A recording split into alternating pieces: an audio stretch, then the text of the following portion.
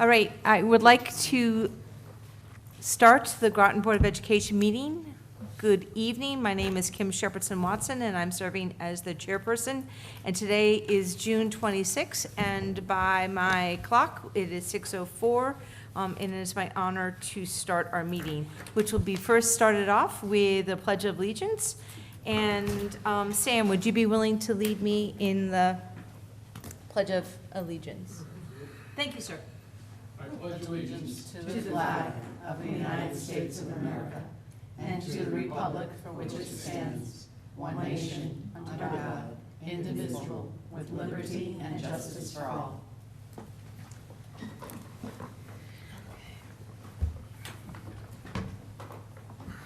Good evening, Ms. Joan.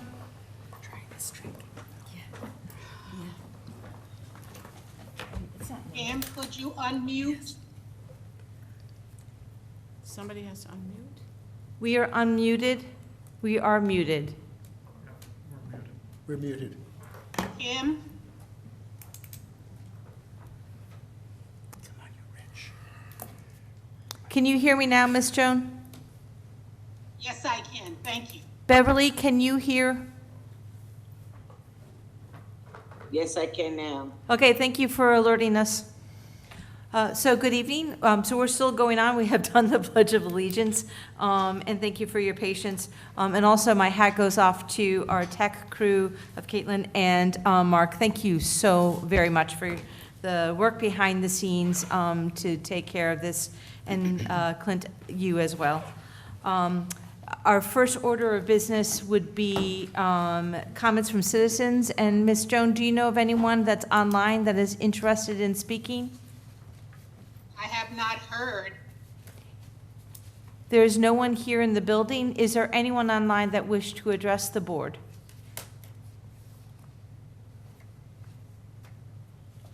Hearing none, we will move on.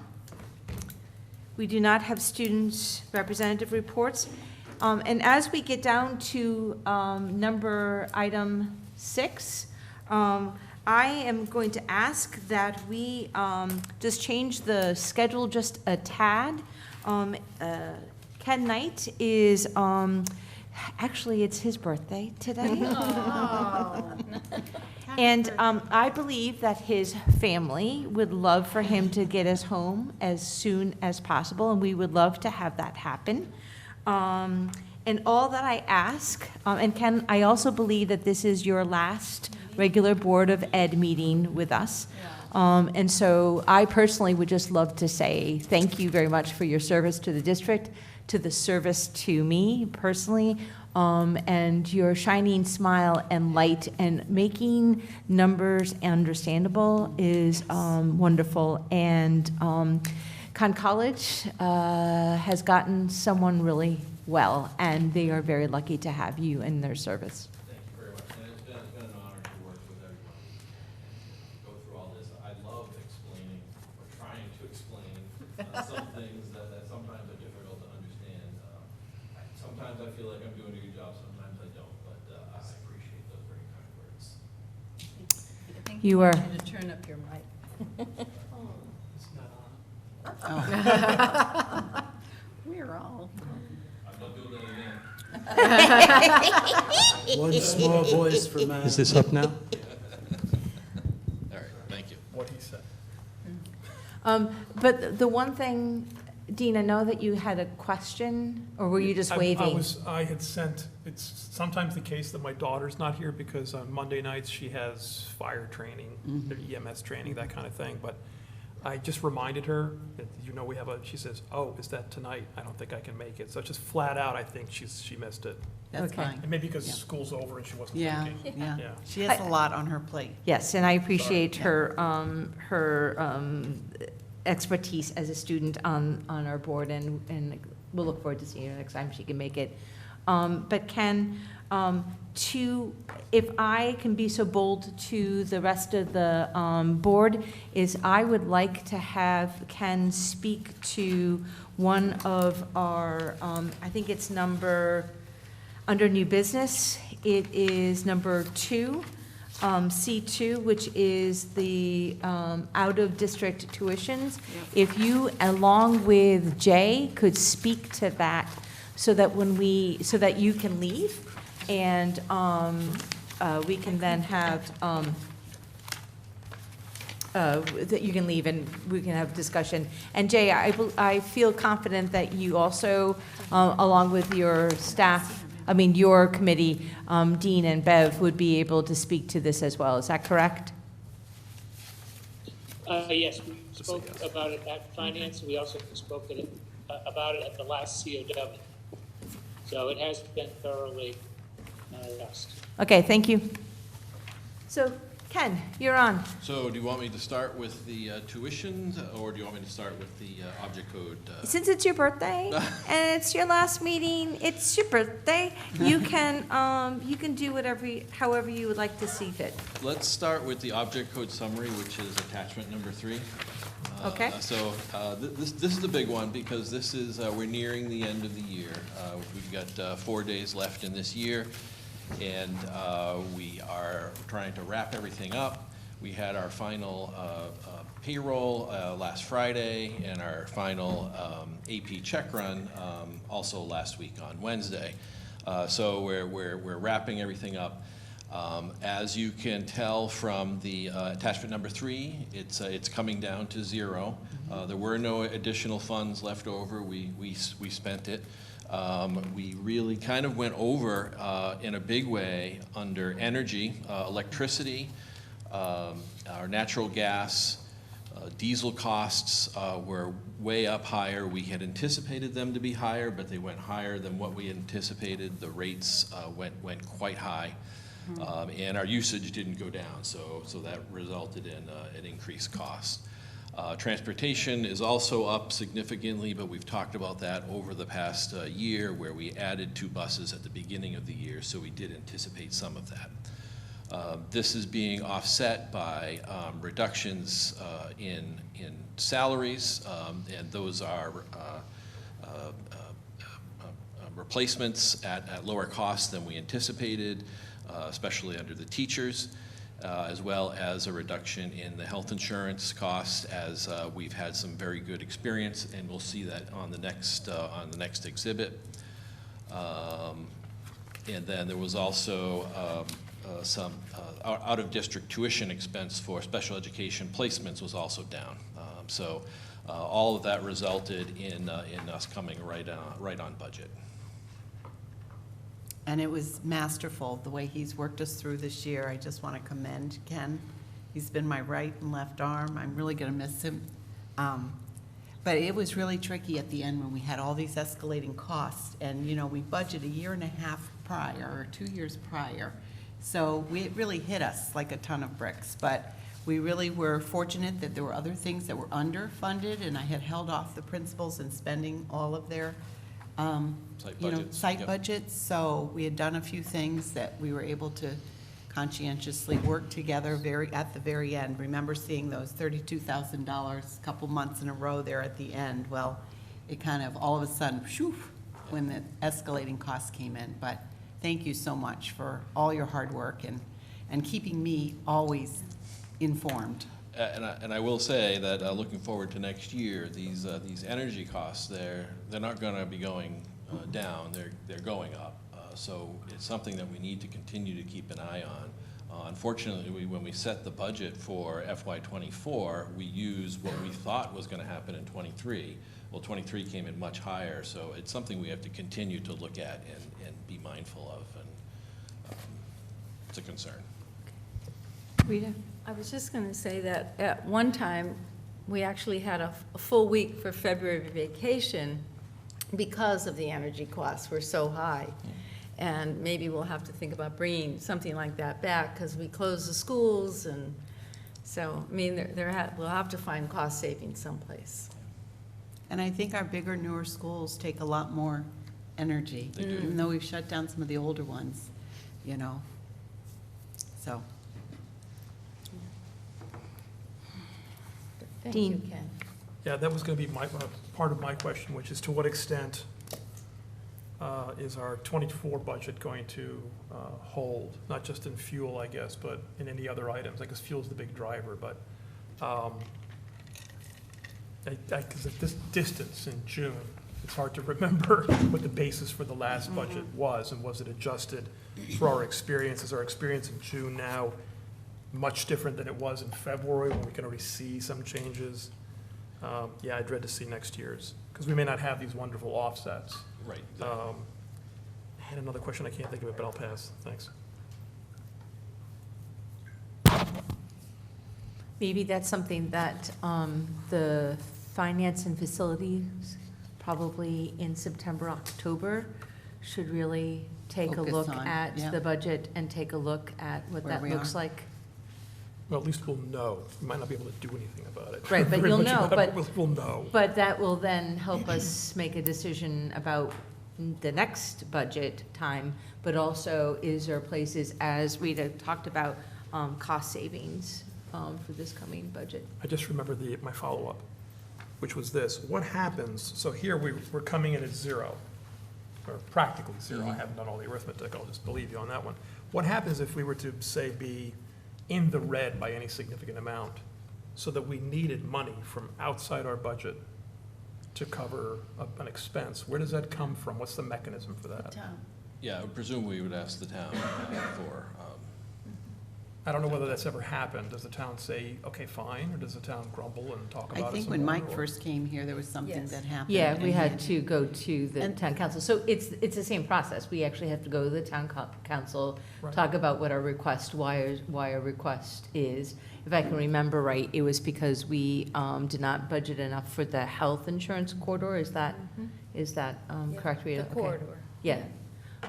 And we were out, 1.4 million or something, and we went to the town council that had to go to the RTM. And Mike had just gotten there. Yes, yeah, so Yeah. it was a surprise. And I've seen in other communities, I've heard that superintendents recently have, because of what we're faced with, have had to go. And I'm fortunate that I have Ken, and we've watched it very closely, because that would not be something I'd want to do. Right. But other than that, it's fairly a routine process. There is a I don't want it to process. happen, but Yeah. it can happen, and that's okay, all right. Once again, I guess if I could request from the finance and facilities, is that you guys can think about putting that on your September, October, with possibly looking at what other areas might we be able to do that. Bev? Thank you, Kim. Ken, first of all, I'd like to say good luck to you on your new job at Com College. It's been a pleasure serving with you on the Finance Committee. Every time I asked you a question, I always felt that you were giving me an honest answer, and I truly, truly appreciate that. Thank you. And you made serving on the Finance Committee fun, too. You and Yeah. Sam and Dean and Jay. It's been a good time on the Finance Committee. yeah. I do have a question to ask you, though. Do you think we're going to see the same savings on the teacher account and the special ed tuition account next year as we see this year? Not necessarily. So we anticipate a certain amount of turnover with retirements and replacements at lower cost, but that it doesn't always happen in the same way. This particular year, we did have some terminations that resulted in some savings that won't necessarily happen again. And in the special education tuition, it really just depends on the number of students that come through. It's really hard to predict. We were lucky this year that there was some savings in that line. We do try to hire younger, less experienced teachers, and then we do a lot of training ourselves. But there are some areas, like chemistry and physics, which I've just had to recently hire for, that might not be possible. But whenever possible, we do try to do that, Beverly, so we can see some cost, savings. Thank you. Ken, for function number 1220, that's where it was unfavorable, other special education. I guess it was offset by the special education. Yeah. But what is other special education? What falls into that? So and the reason that looks like that is other special education is where our tutor costs are captured. And so we've utilized more tutors in this year than we have in past, but it was offset by not using as many paras that do come out on that next line, the special education line. And next year, we will not be using any of the federal grants anymore. That's all done with, right? From the pandemic. No, so the one year. ARP ESSER grant has one more year to go. It goes Okay. through September 30 of 2024. So we still have a full year left of that in this funding there, so. That's great. But we're watching that one closely too, just letting you know. Any other questions on the object code? Hearing none, let's move on to the insurance. So that's the next attachment, number 4. So we were lucky, we actually got the claims through May. Usually there's a month lag, but we're able to get, they happen to have that one ready, and we were able to send that through. And so the last one we looked at was March of 23, and at that point we were riding at about 120% of anticipated claims for February and March. But if you'll notice, April and May, they're down significantly to just about at what we anticipated for those months, slightly over 102% and 105%. So on a year-to-date basis, we're at 93.5% of our anticipated. We anticipate June to come in similar to April and May. And so we're anticipating that we'll be below what our anticipated claims were for the year. So that puts us in a good position from our health insurance reserve perspective. Cool. Thank you. Any other How any much? questions? I mean, how much is that? About $1 million? No, a little, so through May, it's we're below expected by 725,000. You know, we were probably looking at something like in the $600,000 range. Oh, that's all. But that's a significant amount of money. Yeah. Right. Any other questions on the health? All right. All right. So I guess we'll look at attachment number 9, which is the tuitions. And we did talk about this, I think, briefly at the last COW. But this sheet, you'll see the first column is this year's or last year's 2023's approved tuition rates, and then the column on the right is what we're proposing for 2024. The general education tuition rates are based upon the net cost per student. We apply a factor of 85% to the net cost in an attempt to try to come up with a figure that an additional student would cost the district, because it wouldn't be all of that cost. It would only be, you're not going to add a whole new teacher for every additional student. That cost under proposed is at 85% of our net cost per student. Then below, special education costs, these are program costs. We added in a cost for the resource room, which is another special education program that we did have an incident this past year where we did have a placement where we needed to charge that, so that's why we added in that rate. And then for the additional services, we're basing our additional services off of Learn's hourly rate schedule, which they publish annually.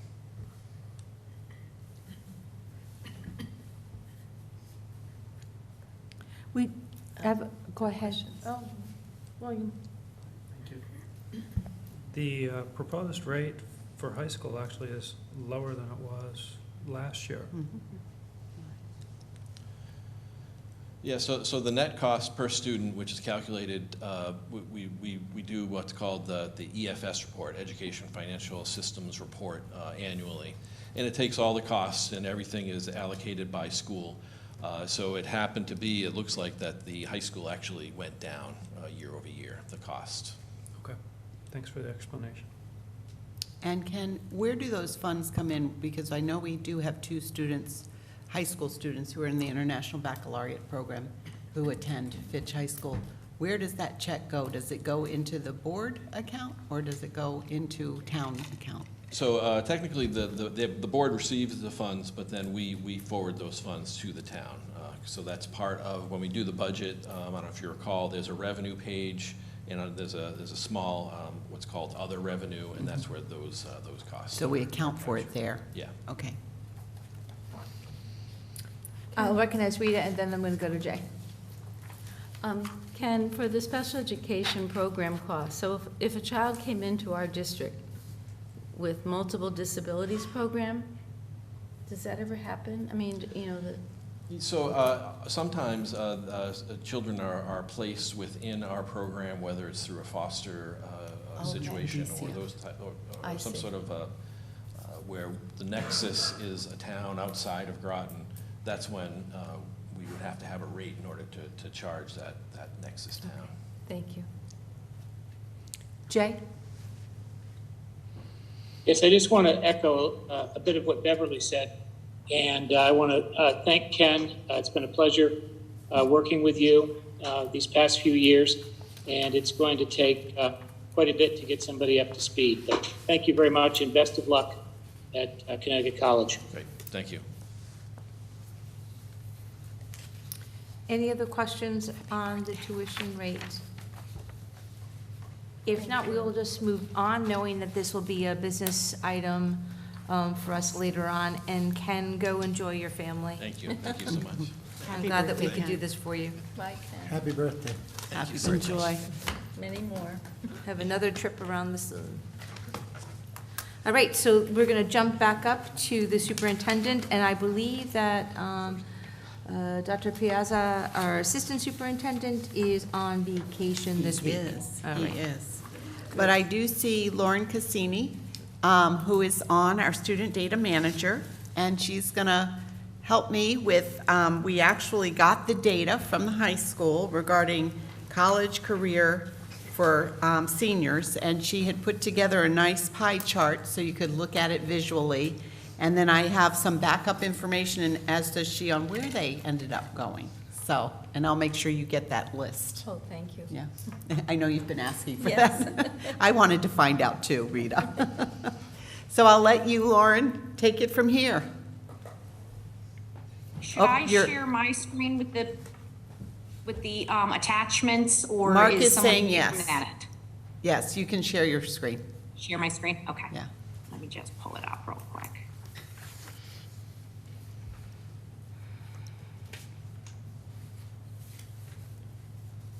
Hold on, just getting there again.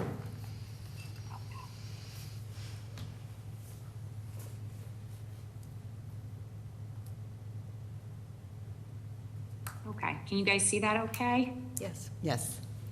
Okay, just checking.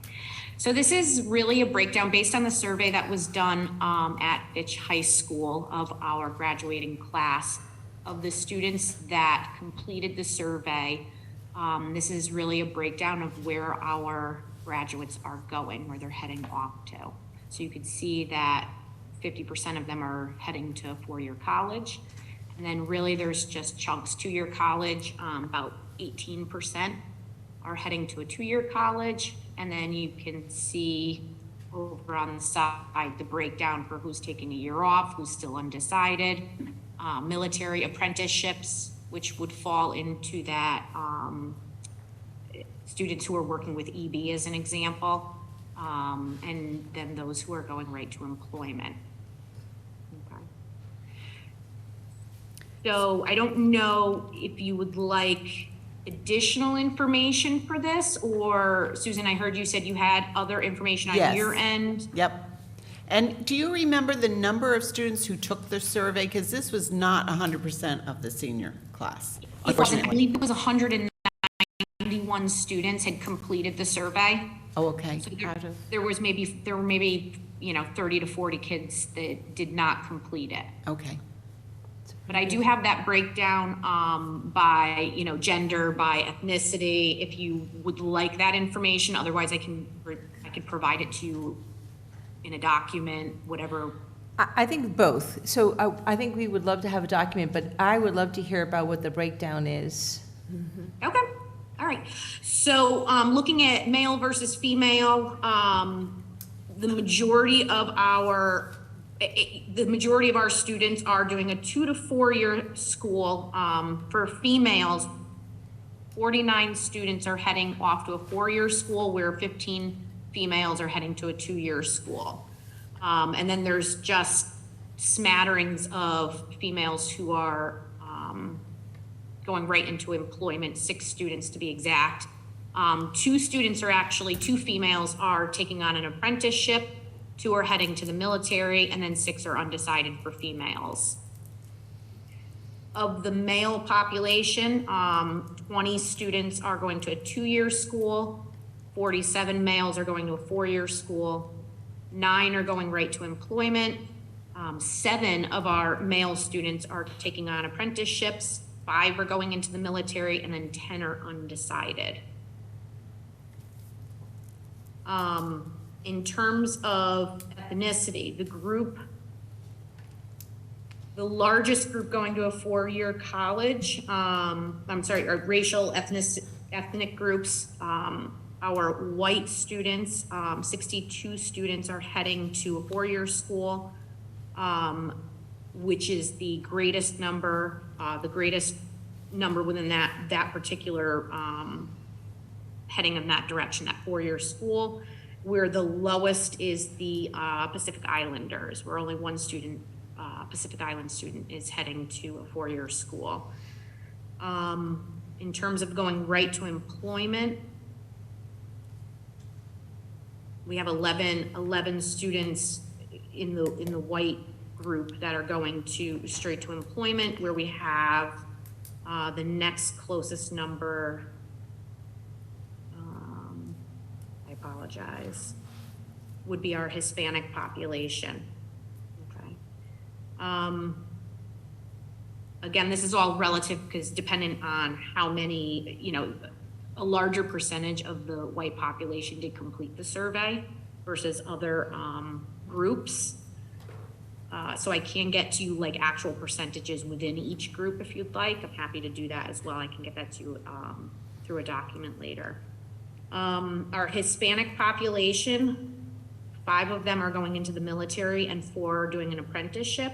Same with our Black population, Black and brown students. 4 are doing an apprenticeship, 1 is heading to the military. Our Asian population, 17 of them were decided to go to a 4-year school and 4 of them to a 2-year school. And that's really all we have on our Asian population. And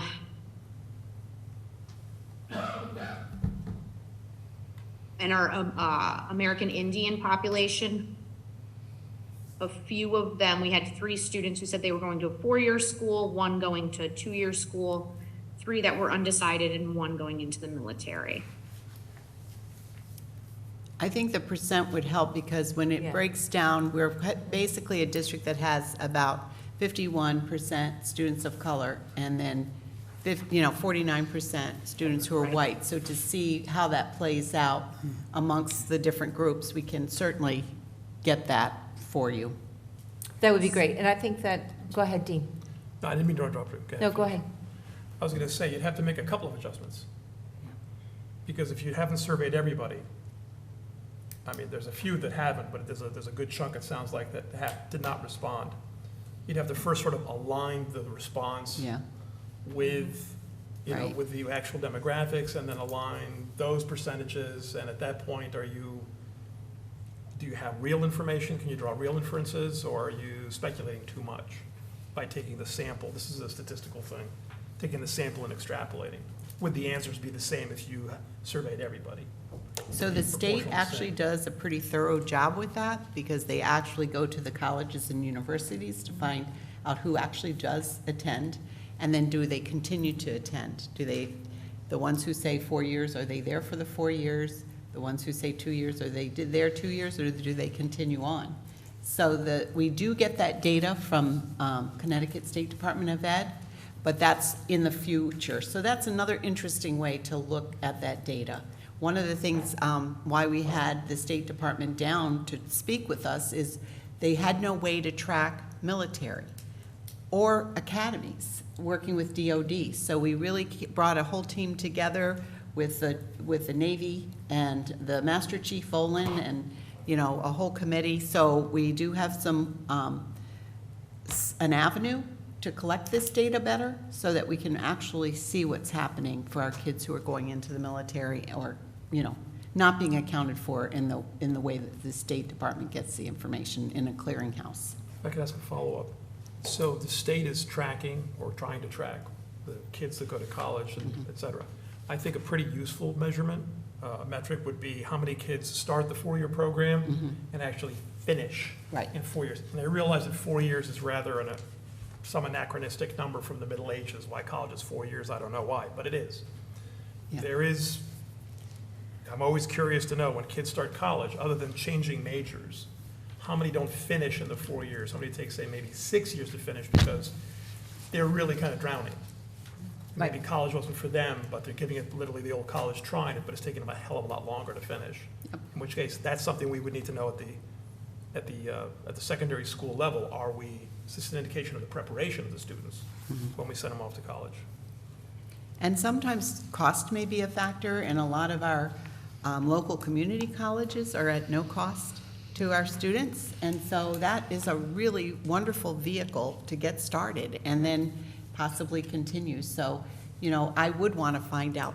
I'm hoping that we can interview our just graduated group and maybe even invite them back, you know, to talk to us in a focus group, because there's so much information they can give to us that would help us to understand better.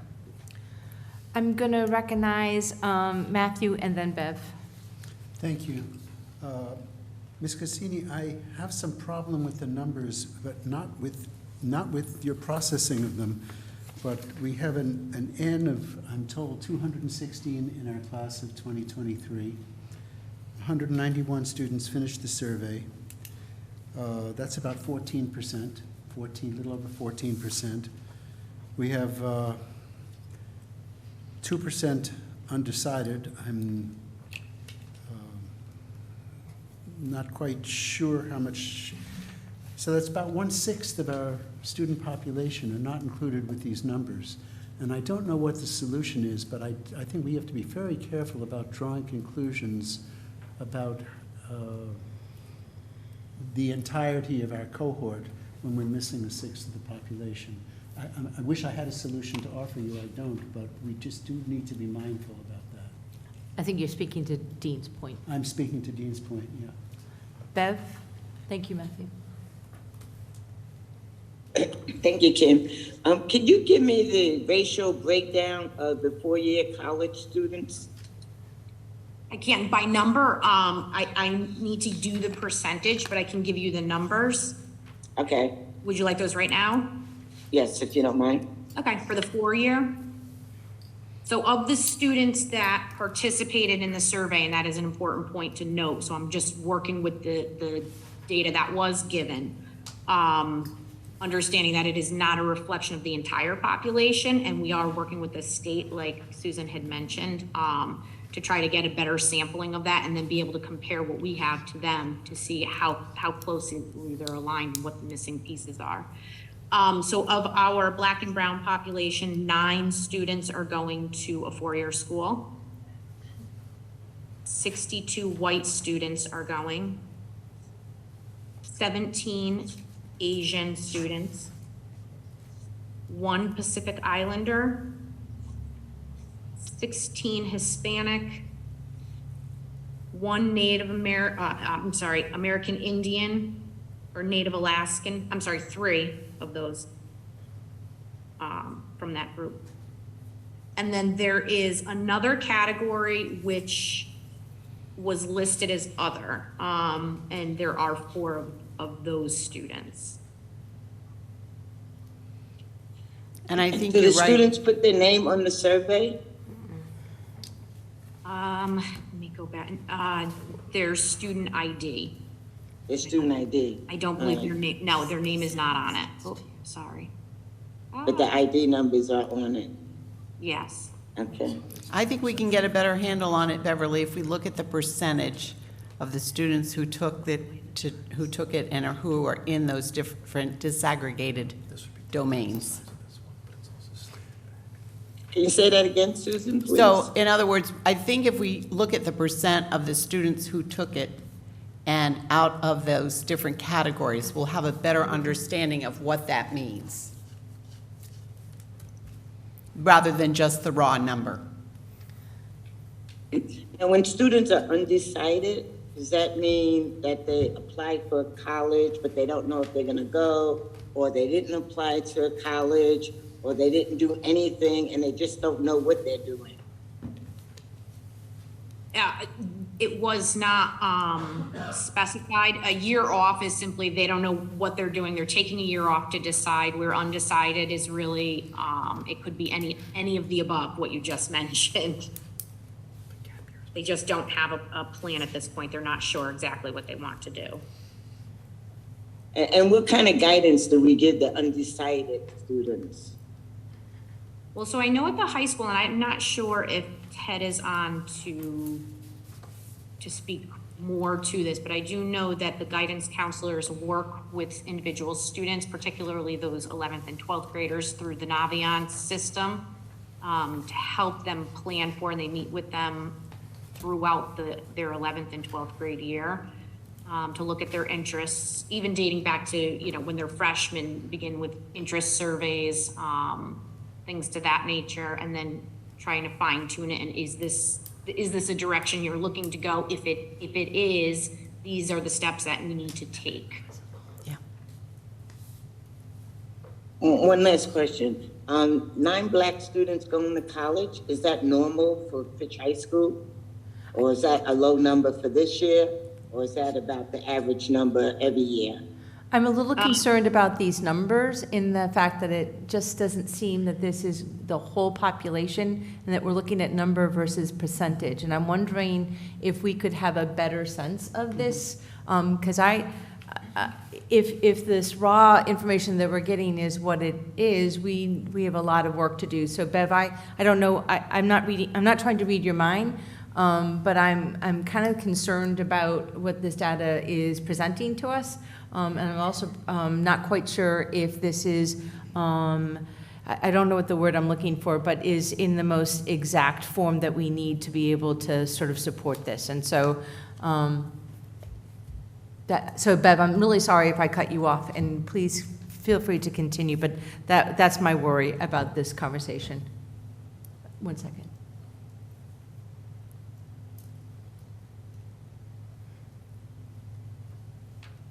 So Bev, once again, I apologize. If I don't hear back, I will do Liz and then Rita. I think what Beverly wants, and I would like to see this too, is how does this compare to the last 5-10 years?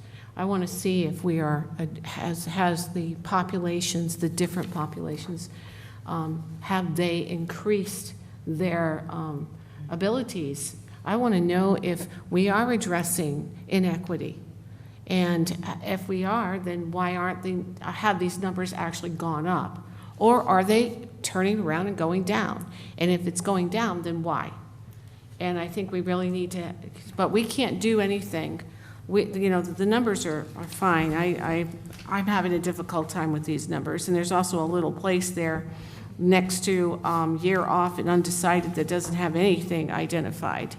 And so, and it's not enough kids. It really isn't. So we need to know, and I know that you can't get that. I'm not saying anything to you. I'm saying that, this is, in my opinion, flawed data. Well, I don't know if it's flawed data, it's just not complete, and then Or it leaves complete. us to, Yeah. to ask a whole bunch of questions. And Lauren, I know that, you're plotting your way around with, the Board of Ed. But I think one of the things that I really appreciate about this group of people is that we're just looking at, one, how are we doing? And how are we doing not in terms of at the moment, but how are we doing in terms of historical data? And also, how are we doing with all the different sort of, how are we doing with people who are Black? How are we doing with people who are brown, Pacific Islander, Native American? And so those are just, that's just data that's just really important for the board. But Lauren, once again, thank you so much for kind of putting together this and us actually pointing out that this is not necessarily a complete outlook for us. But I just, in terms of having this conversation, I don't want us to keep on going round and round. And maybe Susan and Lauren can kind of think about how to present this again in a way that that has more meat to it. Which is one of the things that we should be very proud of, is that we are a board that likes to have a lot of information. Kim, may I offer? I'm sorry, Rita. Oh, I would just prefer not to have this pie chart, but to actually have, like, you know, 4-year college, 2-year college, and have it written. Because when you look at the military, 3.7%, and then you look at the green, that's 4.7, you know, it's just confusing, and the little boxes, it's kind of hard to really, they don't look quite right to me, the graph. But again, Dean pointed out that you look at it kind of this way, so that maybe It looks colors- better Yeah. when you tilt it. So, but I would love to know from the year before and the year before that, if there are fewer students going to 4-year college, 2-year colleges. And also, I was surprised to see that fewer students were going to the military this year, which was a real surprise to me when I was very nosy, and I asked students, a lot of them when they were graduating, what they were doing the next year. And usually you have, and even the ones when the principal asks them to stand up that are going to the military, sometimes we usually have 20. And I noticed that there were maybe 6 or 7. And So can I tell you, the Navy is having hard time, the military service in having with Yeah. enlisted. They're Yes. not enlisting. Well, We there are just got that signs all word. over I So know. I want to keep Yeah. us, Yeah. I want to But keep that's us. Yeah, part so of the anyway, on I target. would like it not in a pie chart Okay. in the future. Okay. Matthew. And My maybe con- last year's information. with- Yes, got it. Matthew. My concern about the classifications that we've heard is that they've been on gender and racial lines. And I'm not denigrating the importance of these, but if we have a category X, which has 10 people in it going to college, and 7 of them, even though they're minorities, come from very wealthy families, we're not looking at the socioeconomic filter. So I would love to see, and again, there's nothing negative whatsoever. You only can work with what you've got. But if we could look at the percentage of socioeconomic status by whether it's free lunch or whatever other imperfect metric we have, and compare that to the enrollment of that class, then we'll have a sense of how we're doing. If we're Perfect point. Matthew, perfect point. Lauren, once again, thank you. Dean. Kim, I did have something to point out. It's not major, however. I added up the numbers that you gave us under 4-year college, and I get 112 when there are 96 reported. So maybe I got the numbers wrong. I added them twice, so I added the numbers that I have correctly. Oh, I know, that's fine. I added them up by racial group. We'll take a closer look at Yeah, that. So, Yeah, and I'll go back to the high school just to make sure the data's accurate. yeah. All right. So just to leave you with a little thought, and you'll get a whole comprehensive list. We've got kids going to American University, Belmont, Bentley, Boston, Brown, Bryant, Central, Eastern, Southern, all of our Connecticut state universities. We have as many as 16 going to University of Connecticut. We have 1 going to Yale, and I don't see Harvard, but I see Hofstra. We also have Emmanuel, Endicott, Hofstra, Ithaca, So quite a variety of schools all across the country, Keene State, Naval Academy, and Coast Guard Academy. So I look forward to giving you this comprehensive list. But I would say Three Rivers Community College, 31. So there is incentive for that. So I'm proud of that too. So just to let you know a few. But we'll work together and we'll work with the high school to see if they can glean some light on this and with the counselors. Because we can only do it by survey to get the kids' information. Yeah. Sometimes the data is kind of flawed going out the gate. That's why we have to look at the State Department of Education that really validates the data to see where do they actually go and do they stay. I appreciate the stab at it. We haven't had it in a while. I know. I appreciate that. Lauren, thank you very much. Thank you, Lauren. Let's move on to the technology update.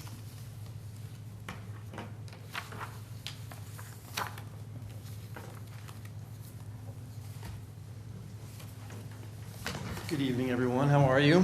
Good, and you? I'm Clint Kennedy. I'm the Director of Technology. I'm going to run you through a short list of some of the projects that we have completed over the course of this school year to get you an update, as well as some of the plans for the summer so that we can launch in the fall in a better way. As most of you know, if not all of you, summer is a very important time for the tech department. All year is important, but especially summer.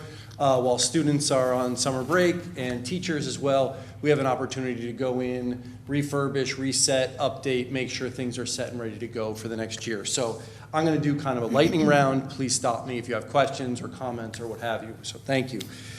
First and foremost, we've started our typical round of security updates. The big one, as many of you are aware, are the infrastructure changes that we're making. If you recall my 3-layer cake around cameras and security equipment and so forth that I'm working with maintenance department, we have officially launched the upgrade in our first 2 layers, both the network infrastructure so that we can pull this all together into a secure account for the superintendent, for the director of maintenance, for the police department and so forth.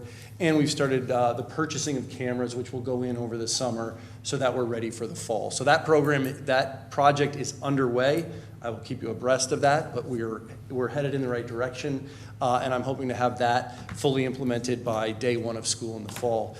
Security related, we are going through all of our system upgrades and checks.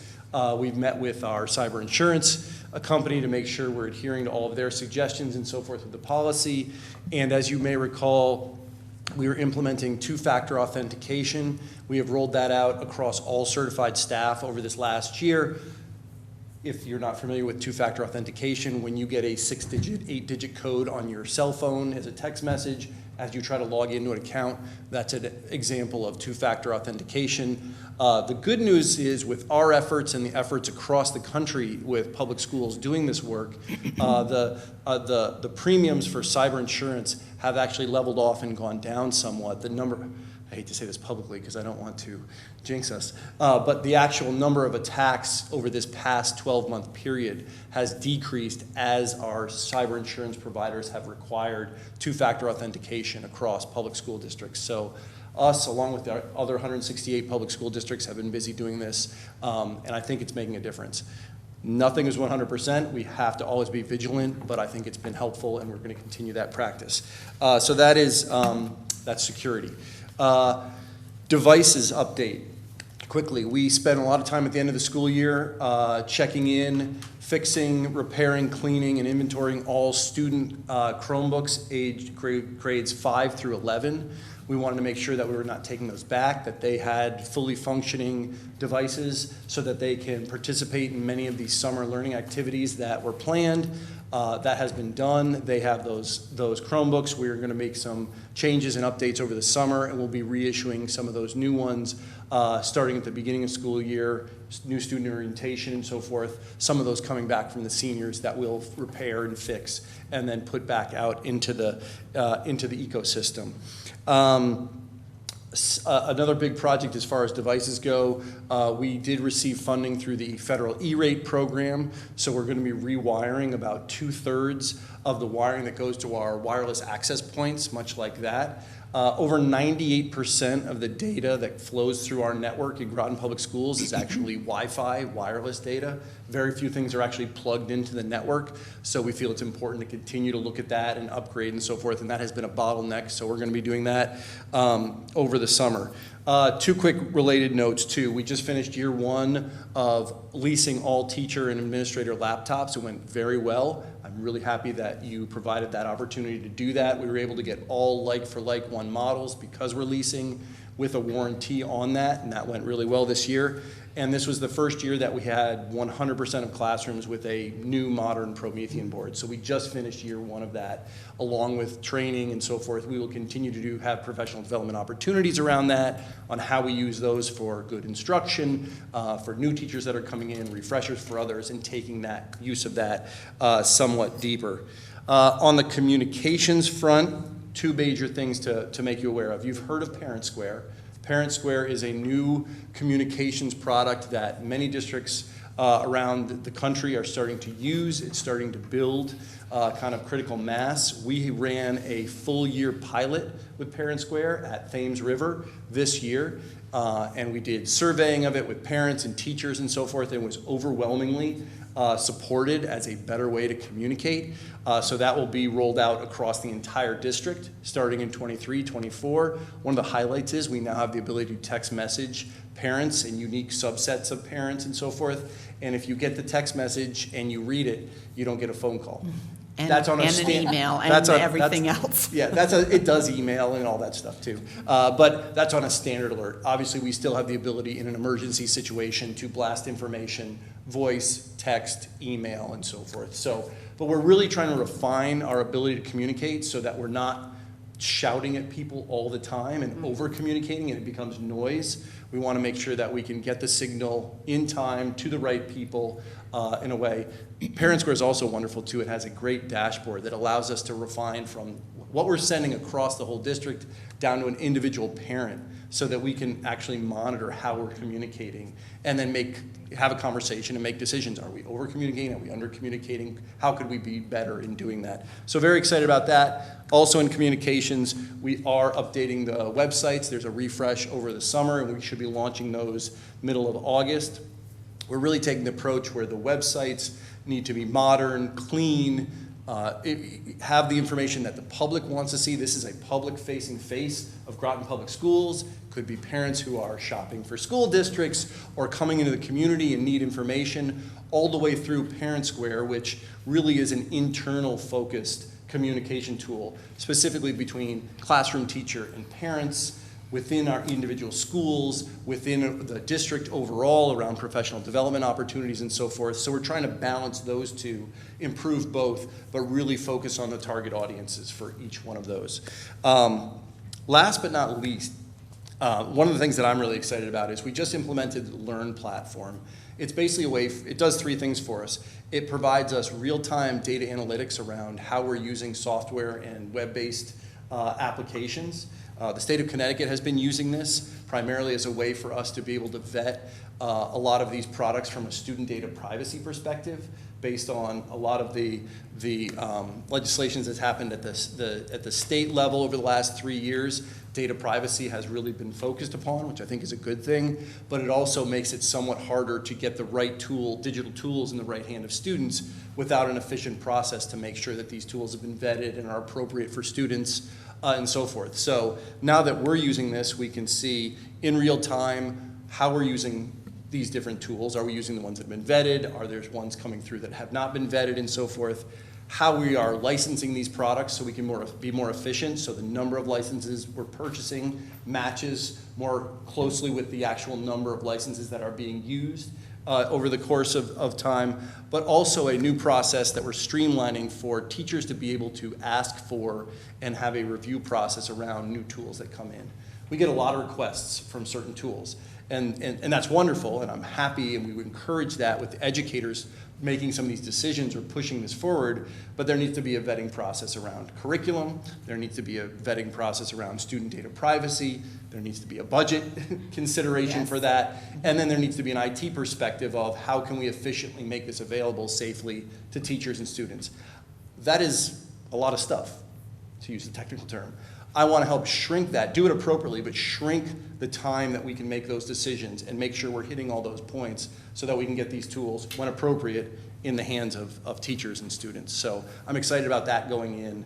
And it will help us with budget time too, because we finally have one single list of truth, if you will, of all of our licensing, multi-year contracts, single-year contracts, number of licenses and so forth. We have all that information, but we're finally have the opportunity to bring it together into one list that's easy to manage and will help you all help us make decisions and for us to manage that over time. So I'm really excited about that. How many LEARN districts are part of that now?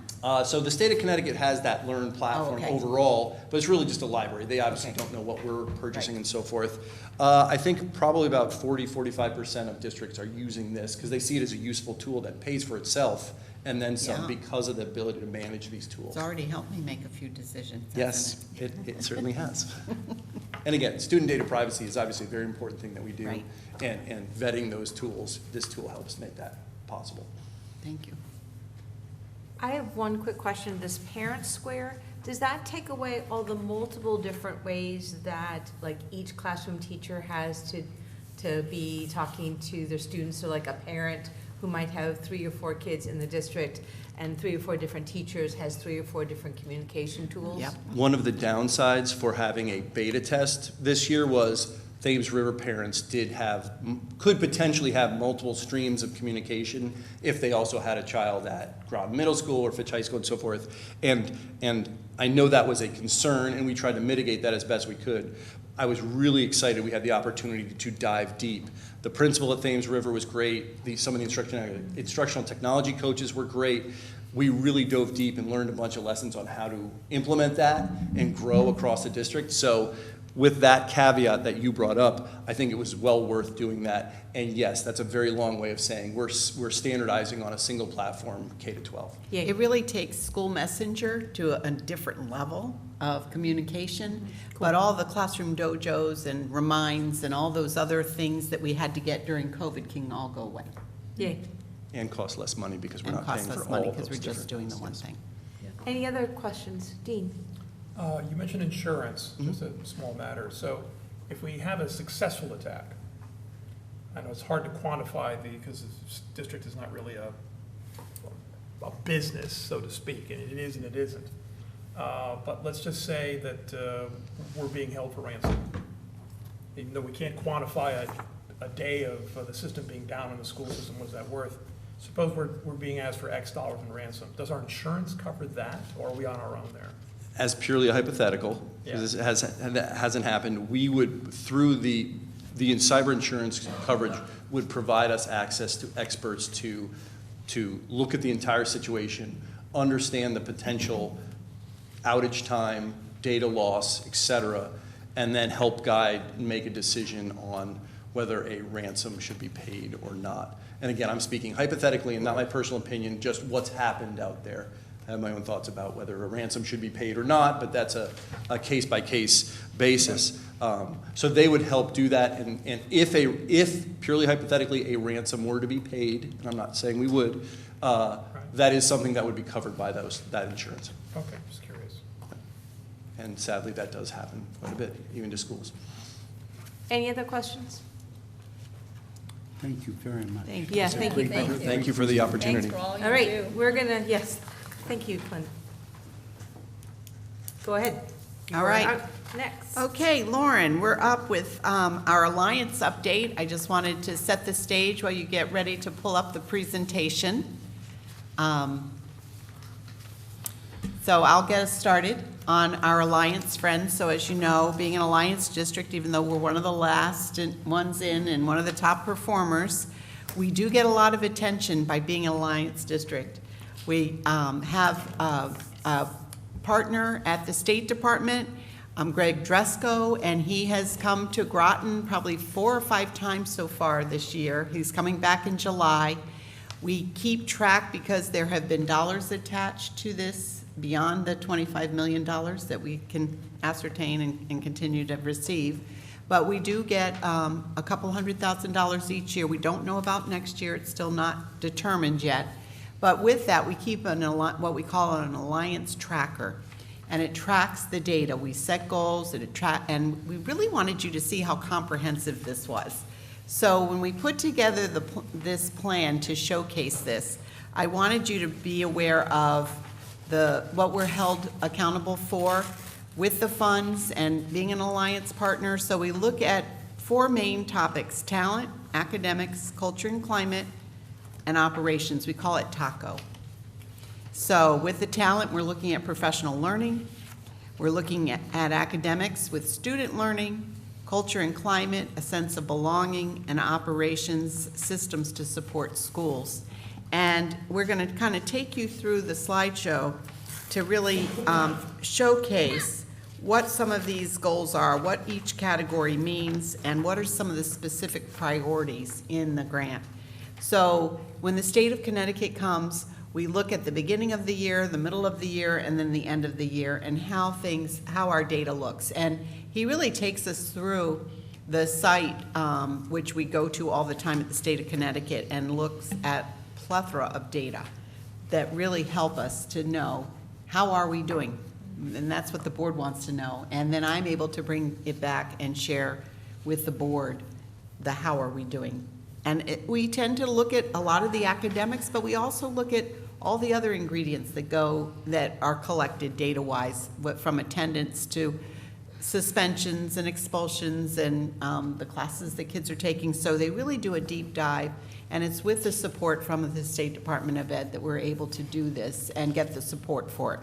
So as I just kind of gave the prelude, I think that you'll be able to take us through a little bit with Lauren with the talent and some of the focus this year. I see in talent, one of the biggest focus has been the science of reading, and to really have expertise in this area and bring staff together with our coaches and our administrators, and under really my leadership and the assistant superintendent. We've both been really teaming on this work. And I feel like we're getting to a good place with that. There's more work this summer, and I'm excited to see the rollout of the phonics with the University of Florida model. So do you want to take it on? Sure. So as Susan had said, there's really 4 domains that the state looks closely at in terms of accountability for our district as an alliance district. And the first is talent, which is a focus on the professionals and professional development, professional learning. How are we increasing the expertise of the staff in our buildings? And so one of the major focuses has really been on the recruitment, developing, retaining high qualified and diverse staff. And some of our key points for this year through the alliances, as Susan had said, the curricular revisions grounded in evidence-based practices. So really looking at the science of reading and having our experts in that area help to build and shift our curriculum to meet those needs. The embedded coaching that happens at each of the schools, right within the classroom, to make sure those practices are where they need to be and are implemented the way they should be. Another area is our teacher in residence program, and then our team mentoring. So the teacher in residence is really about building our staff, looking to recruit, and the team is, once we've pulled them on, supporting them through their beginning years. And so as Susan had said, really just quick synopsis of all of this is that we have successfully revised the K-2 core program, including interventions, and over the summer they're going to finish the work with phonics to K-3. We have hired now 4 of our teacher in residence, and we're looking to bring on 3 more additional teacher in residence next year. And we're in a continual process of checking certifications, making sure renewals are in place for team mentoring, and encouraging new enrollment, including paper readers, paper reviewers, the team program. And so this is just sort of an overview of the work that happens within the talent when we present to Greg Dresco, who is our Alliance liaison from the state. This is what he's specifically looking at. So it's broken into three priorities that we have focused on for the year. The first one being that embedded coaching, using the literacy and math specialists, and then also using them in the SRBI or intervention process. And so we are required to look at what is our priority, where are we at, and are we likely to achieve the goal we create? And so in terms of where we are at with our curriculum and coaching and building our program, we've had the science of reading experts helping alongside with the literacy coaches, which I know they presented to you back in, I believe, May. The new curriculum for the K-3 phonics and embedding not only that, but using those universal screeners to identify students who may be in need of interventions. And so when you look at the outcome, where are we at? You see likely to achieve under implementation status. And so based on this priority and where we are at, we have to set goals for ourselves. So based on the goals we have set, we do not have that information yet. This information will come from our summative assessments, so SBAC, SAT. So we're still looking to gather all of that. It's not finalized and open to the public yet, but based on the work we've done, we are likely to achieve our goal. Again, priority 2, look specifically at recruiting and diversified staff. We're doing this with a lot of time and energy into the Groton program, which is our teacher in residence, and scholarships for paraprofessionals to become certified teachers. And we are in the second year of this, and as I had mentioned, there are 4 teacher in residence who are now fully employed and are receiving that mentor programming through TEAM. And next year, we're taking on 3 additional. So we actually have achieved our goal for this priority. And so next year, we'll look to add on to that goal. And the last one is to attract, retain, and bolster the performance of staff with additional mentors and paper reviewers. And so GPS continually works through a cycle of looking at the certifications, the renewals, encouraging new enrollment, for mentorships and paper reviewers. And so we have achieved that as well. So we have a question from one of the board members, Lauren. Hi, yes. Just for the general public, could you please explain the teacher in residency program that we have implemented last year, and also what team mentoring means? Because, you know, it's good for people to understand what, what we're talking about. So I don't know if Susan wants to do it, or it's hard to do it from the screen. Yeah. Well, the Teacher in Residency program is a program supported by the Connecticut State Department of Education, and it was brought to us a few years ago to help us get more teachers, in our schools that represent our community. So to get more people of color, more people with diversity backgrounds. And as Lauren said, the first year we had 2, and then we had another 2, and then this year we have 3. And they all have had a year where they've spent with a mentor teacher and some really highly qualified master teachers here in Groton, so that they were prepared then to have their own classroom. And, it's a promise where if there is a position available, they are able to take on that position, only if there is one. And we've fortunately had some shifts and movement with retirement, so we've been able to place all 4, and we're looking forward to having another 3.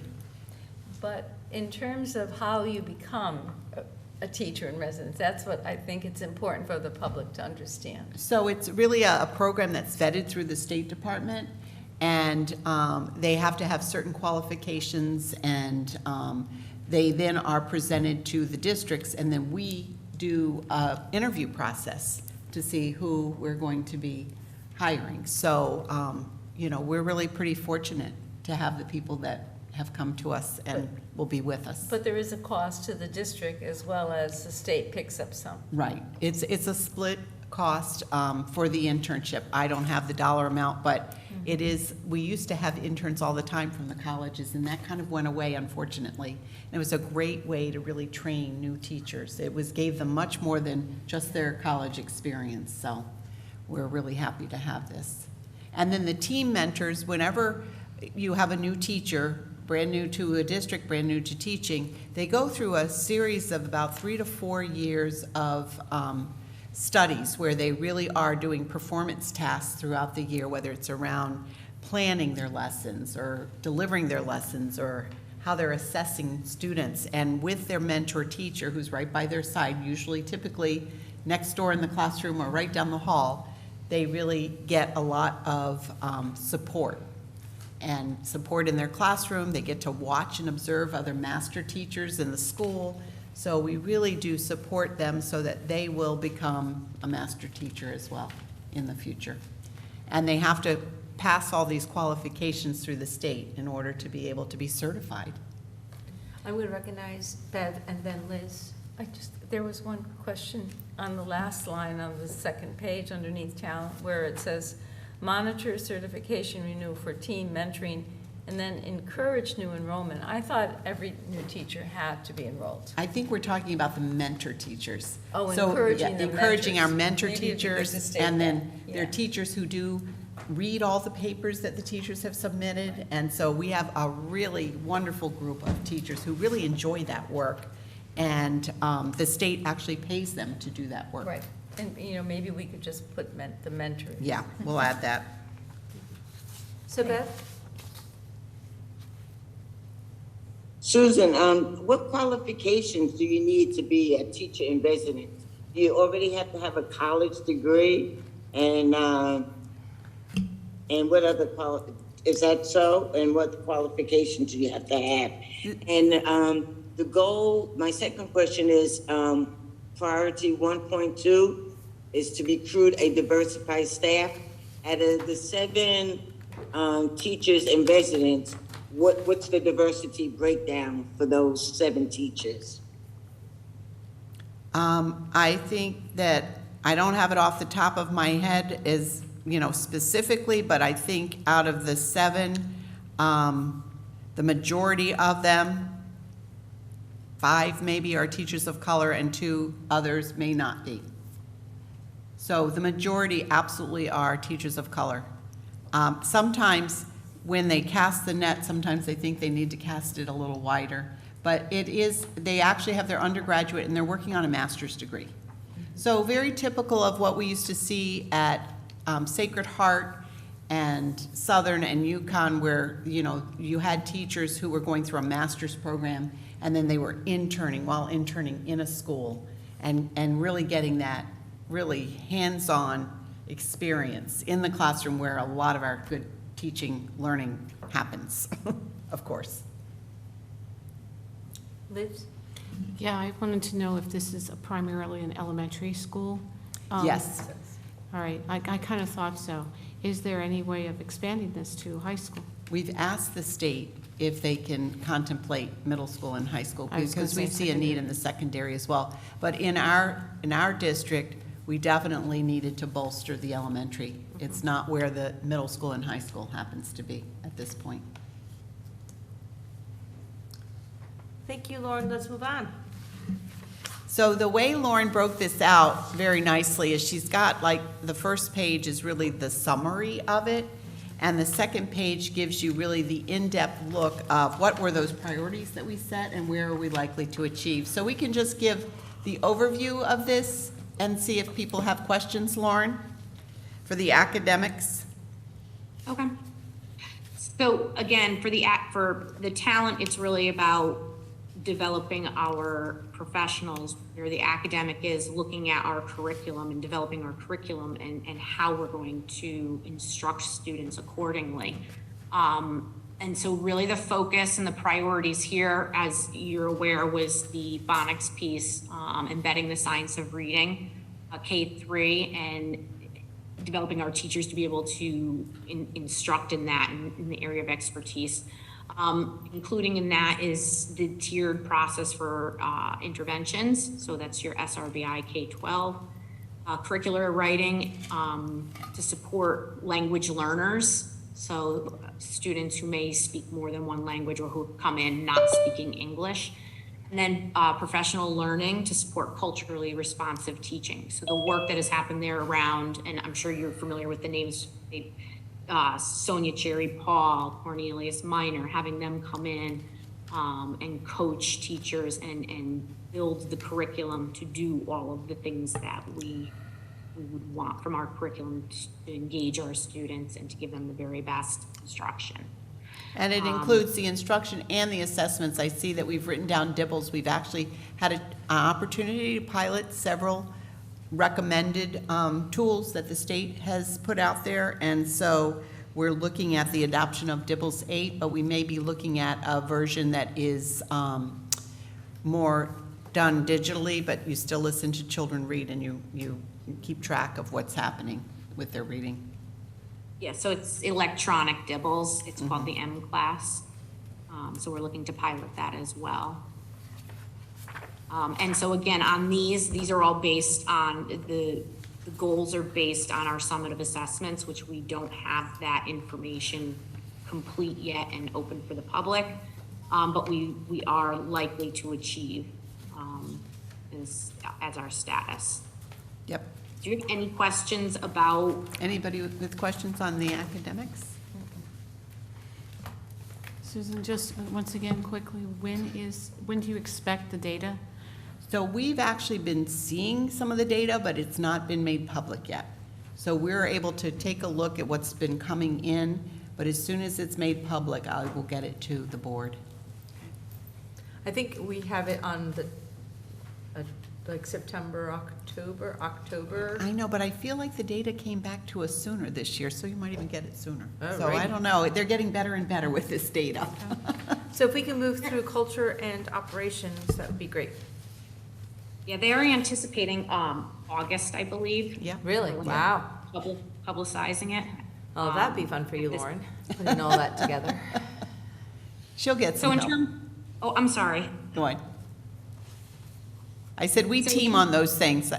She won't have to do it alone. We'll work with her. In terms of the culture and climate, if you remember, that's really like the feeling within the building, making sure students feel welcome, safe, supported in the building and their families as well. So it's a community feel to our buildings. And really a large part of our focus has been on the engagement piece and the attendance piece. So spending time surveying families on issues that are of interest to them or that they may need support with, school and district data teams identifying students who are at risk for being chronically absent. We know how that impacts our students. Expanding the work of the Safe School Climate Committee to provide positive interventions and supports for families, and then the PPS staff assisting families with interventions and supports to overcome barriers. So really there have been a lot of great gains. All schools meet regularly to look at various data points around attendance, chronic students who may be considered chronically absent, and then providing them with the supports they potentially could need. We follow not just the district policy, but most of the schools are above and beyond in what they are doing to monitor this absenteeism and for supports that families are in need of, and just trying to figure out what those supports may be. They're personalized for individual families many times. We've also increased our community coordinators, the hours that they have, where they're really a liaison for family engagement, bringing them, developing school events to bring families in and make them feel part of the building. We also had a gentleman by the name of Scott Driscoll who came into the district to deliver messages about social media, because we know particularly it's younger and younger every year, but particularly our intermediate grades and above. And then some of the groups that we are partnered with that sort of summarizes where we're at with that, the work that has happened. And we have, through this work, we do know we have achieved our goal. We have begun to lower our chronic absenteeism post-pandemic. And so we're going to continue with those efforts and keep building on them to make sure that we eventually get those numbers down where we really want them in terms of attendance. The state says 5%, and everybody in the state is way far away from that, so we have a ways to go with that. This is the number you want to see decrease. Bev? Question? Thank you. Absolutely. Question. On priority 3.3, it says provide survey to parents. Did you get can we see the results of that survey? You most certainly will. We gave it towards the late spring, so I haven't even really delved in to look at the data, but we will be doing that this summer and bringing it to you. Okay, thank you, Susan. Uh-huh. And You may have said it, I'm having a hard time hearing. With regard 3.1, it says achieved. If you've already said this, I apologize for asking again. How do we, where are we in terms of metrics, in terms of attendance problems? Where are we compared to where were we? Can you give us some color on that? so we've looked at our attendance according to this state data that's just kind of filtering in, but has not been validated yet. So just looking as a precursor to the data that's starting to roll in, our numbers look better. That means they're decreasing. So that's what we want to see, is the growth. And sometimes the growth is the decline in chronic absenteeism.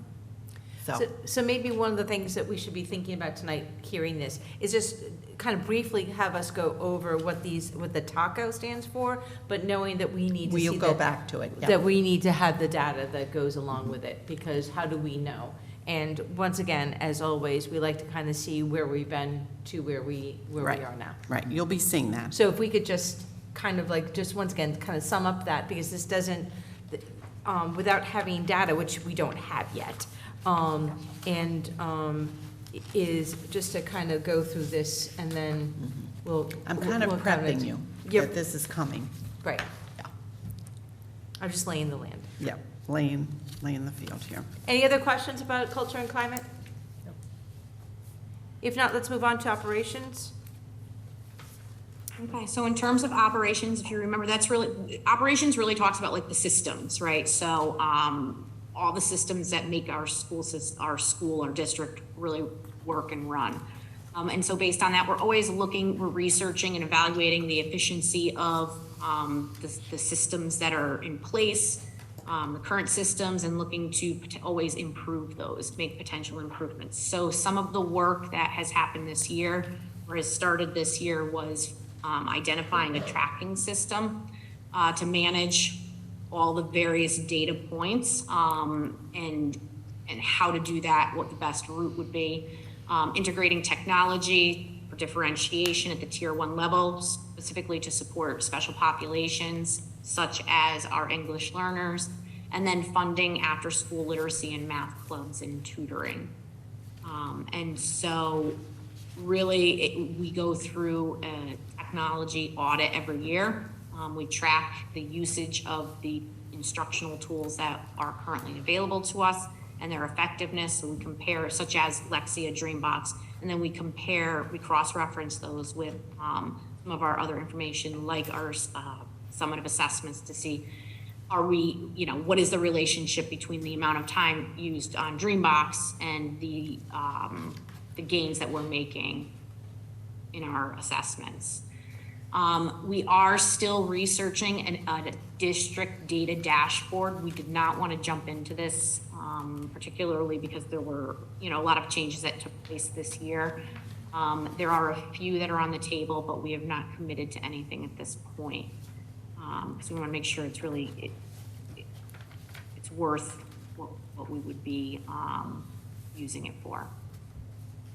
And then the after-school programs have a STEAM focus with focuses on attendance at the middle and high school, really finding engaging activities after school. At the elementary school, they have tutoring as an example in the different areas, reading, math. They have after-school activities, intramurals, so more or less that's the summary of it. And again, we're at a likely to achieve status because we don't have that data available wholly yet. And we've really committed to all those things in the summertime as well. So we can get you that information. I was really excited to see the number of students that are getting tutoring this summer, for instance, in both reading and math.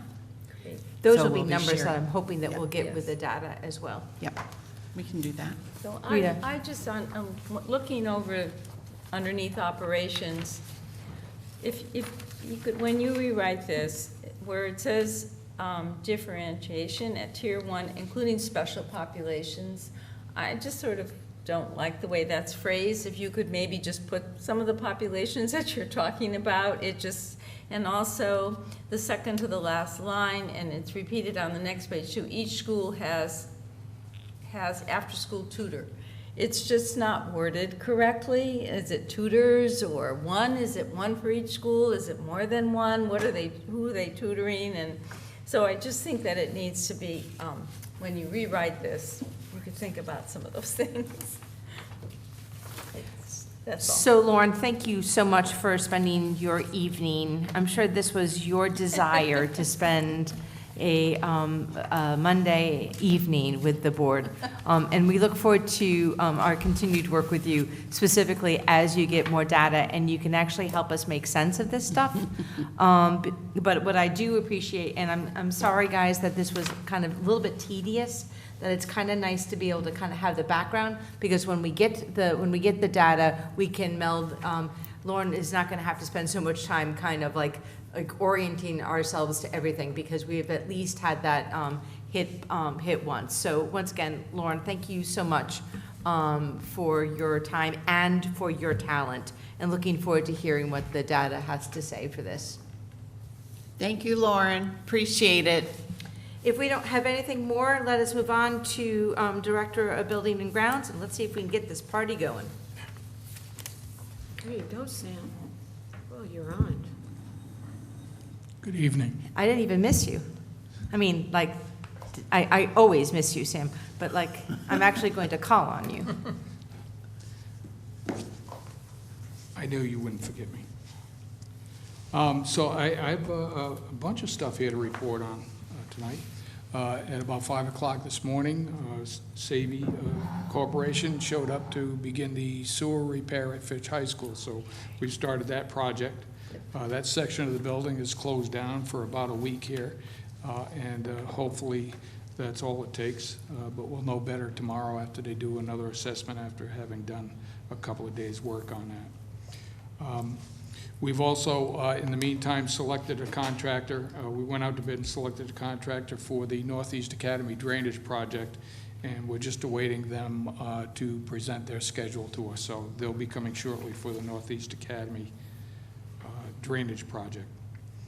In the meantime, again this morning, our air duct cleaning company came and began the cleaning of the air ducts at Northeast Academy. They recommended about every 4 or 5 years. So we're back at Northeast Academy doing that this year. We'll move on to Catherine Kolnaski School next, and then on to the high school before the summer's over with the air duct cleaning project. Fortunately, we signed a contract just the other day regarding LED lighting upgrades at Fitch High School. It was an expensive project, but it's expected to pay itself back within 5 years. And if you've seen the electric rates recently, I think it may actually pay off even sooner than that if we're fortunate. Groton Middle School Field Light Project. We got Zoning Board of Appeals approval. The light poles are a little taller than would be allowed in that zone. However, the Zoning Board of Appeals did allow that. So we got that. And a site plan has been submitted to the town. And so we'll be attending the meeting once we're notified of when that meeting will be, which will be coming up shortly. So that, again, continues to move along as expected. The solar project at the Groton Middle School and Mystic River Magnet Schools. We got Eversource approval for interconnection. The permit application has been submitted to the town. And so again, we're awaiting the town approval on that so that we can move forward with that. If you'll allow me, I'll also like to report on some food service stuff that's happening, in case you haven't already been there. Eastern Point Beach concession is in full operation. This weekend turned out pretty good. Sunday, I guess it wasn't so hot earlier in the day, but when the sun came out, the sales went up pretty quickly. So with the heat and humidity in the afternoon, we did okay. So that project's going on. We have 3 full-time employees that would normally be on unemployment or finding something else to do during the summer that will be working there, and up to 5 college students. I think there's 1 high school kid and a few college students that are come back to work again this year at the concession stand. So again, it's a great opportunity for us to keep kids busy and give them some real life experience in working in the food business.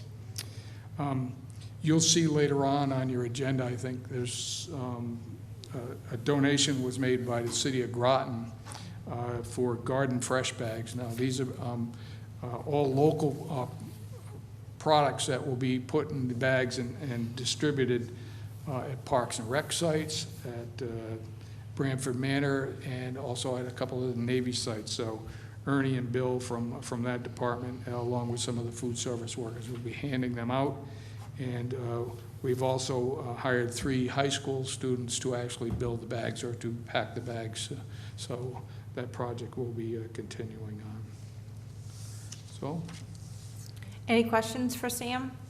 So you're really not busy at all? I think we still have time to do a couple more things. So, okay, okay, sir. Liz? Sam, the charging stations.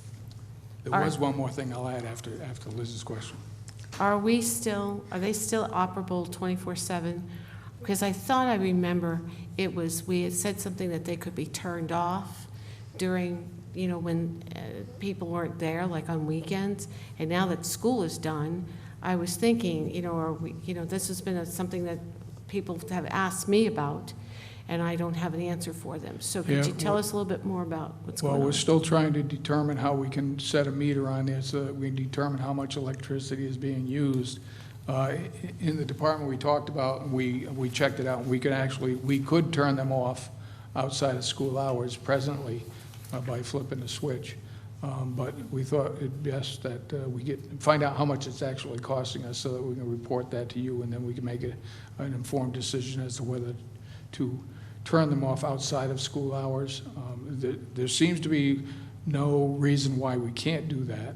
There's no indication from the state that we have to provide that electricity to those cars that are using it presently, those neighbors that are using it presently. And the principals report that oftentimes community members are parking their car at night and leaving them there all day. Yeah. So they're taking up a parking space as well as charging overnight. So, that is something that we should see how that is costing us, what that is costing us. I wonder if the town is doing, because here, the charging facilities and also at the library, they're never turned off. So I'm just curious what the town is, We could check with John Burt to see what they know. Yeah. Liz and then Dean? No, I'm just saying that I think that, if that's impacting our budget, even if it's $100, it's $100. I still think it's, something that we really need to, because we had talked about it a while ago, and that's why I'm kind of wondering what the status was. And my guess is people are just not thinking about what that means for the Groton School District in terms of charging and parking their car there. Like, they're just not having a thought. Dean? Yeah, actually, I was on the council that said, let's put a charging station here at the library in a 3rd location. And there was a question then about metering and charging. And Mark Offinger at the time, I think, gave us the answer, well, there's an expense in actually figuring all this out. This is essentially a pilot, because at that time, who was driving electric vehicles, right? Who would drive up and charge? We're way past, that was 1 million years ago, we're way past the pilot stage. So I think all our stations ought to be, someone's got an exemption of some sort. I think we're way past the point where we're trying to encourage people to buy electric cars. They're deciding that on their own, and they're gliding off us, is what they're doing. I believe some of the town cars are electric, and that's why they wanted them here. There are the There weren't town, then, but, well, they are now, yeah. yeah. We Andrea? don't have that, I though. just wanted to add, what are the implications for if there's property damage on those cars? I don't think we've even thought about that. That's true. The insurance. Yeah. I'll look into it. Actually, that's not a bad thing, and I don't know if you have to report out to just giving it to Susan, and she can throw it in one of the board notes that we're gonna get over the summer or whenever we find out, in terms of, that's a good question, Yeah, it is. Andrea. What are we doing about metered? And to Dean's point, you know, should the town be investing in that? And also our concern about having people be there on our property, and charging overnight and then leaving them there, taking away space. Okay, and the last thing that I neglected to report on is the pavilion that we will be erecting at Groton Middle School. I am working with the engineers now to re-engineer the concrete for that structure, So we're working on that presently. I hope to have an answer for that and then go out to bid shortly so that we can get the concrete done. And then we plan on doing the project in the early fall, assembling that with my staff. Super. Bev? Sam, I'd like to go back to the charging stations. Does the town charge on the residents to use their charging stations? I don't believe so. Okay, I would just caution the board not to, I mean, the people that are probably using the charging stations are taxpayers. So you don't want to nickel and dime the taxpayers when they are supporting our budget. So be very careful about nickel and diming, or it's going to cost maybe $100. These are the same people that support our budget and pay taxes in the town of Groton. So be very careful with this train of thought. I agree, Beverly. So we're saying that it's essentially costless to us and there's more damage to us politically or otherwise. Well, you We're don't, not you don't giving want away to, what's that gallons of saying? You don't gas, want to are be we? a pound foolish and I don't know the saying, I forget. No, I get that, but we're not giving away gasoline and diesel either. I mean, why are we making an exception with those stations? I wasn't comfortable at the time, but hey, there was just 3, it was a pilot, who was gonna show up? You know, it was gonna be hen's teeth as somebody driving around with an electric car. Now, they're all over recreation, and I get what you're saying, but I don't think that we should be licensing, basically giving people a license to come up and basically fill up for free at the town's expense, the expense of all the other taxpayers. I don't know how much it is. If it's a little, then I don't really care. You're right, I don't want to make a mountain out of a molehill.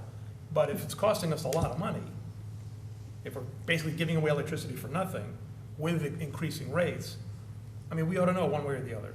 I think that's what we need to know. Yeah, What is the cost? point of interest is that it's always the same cars there all the time, too. It looks like it's a neighbor. I mean, you can't To have a lot of somebody at turnover because it Mr. takes so- hours to, Right. to charge, so. They're there for a long, they'll park them overnight or whatever, so it isn't like there are multiple cars using it. It's pretty much the same cars using it all the time, but They must walk. we're working on getting the metering taken care of, and once we can do that, then we can determine how much it costs. Matthew? Sam, I read that, I'm not sure it was Stanford, but somewhere in that part of the state that there was a private vendor who offered to put in meters so that people could pay a fee to be metered. And I'm not sure if that's something that is feasible for us to take a look at. I'm not sure if it's something that could be turned off during school hours so that employees could benefit from it. I don't want to be directive, it's just a kind of a question. I think that we need to find out what the town is planning or is doing with the charging, and then we think we need to make our decision post that. I did talk to Public Works about metering when we first started talking about this subject, and they didn't do it because it wasn't cost effective to put a meter on there versus what it was costing them in the electricity. So maybe we could base what their output is, if they've collected information or data around that, or can they without a meter? I don't know. It seems to me that the units that are both, the middle school is different. There aren't cars up there like all hours of the night, but Mystic River and Thames River, they are there 24/7. There are cars there, and they're roughly the Right in same the cars, a couple of different cars, but they're there all the time. So maybe we can have a conversation with the town, and maybe we can have something that kind of goes out to ask them not to be in our parking lot during the school hours. I mean, whatever we find out. I mean, but let's get more information. And to Bev's point, we need to be careful about where we kind of take this and how it's perceived if it isn't that costly. If we have no further comments, oh wait, did you have one more item that you wanted to? That was the pavilion that we're going to That's be. pavilion, okay. Anything else? Hearing none, let us move on. Committee reports, policy? Okay, we have three, actually two policies coming to you tonight.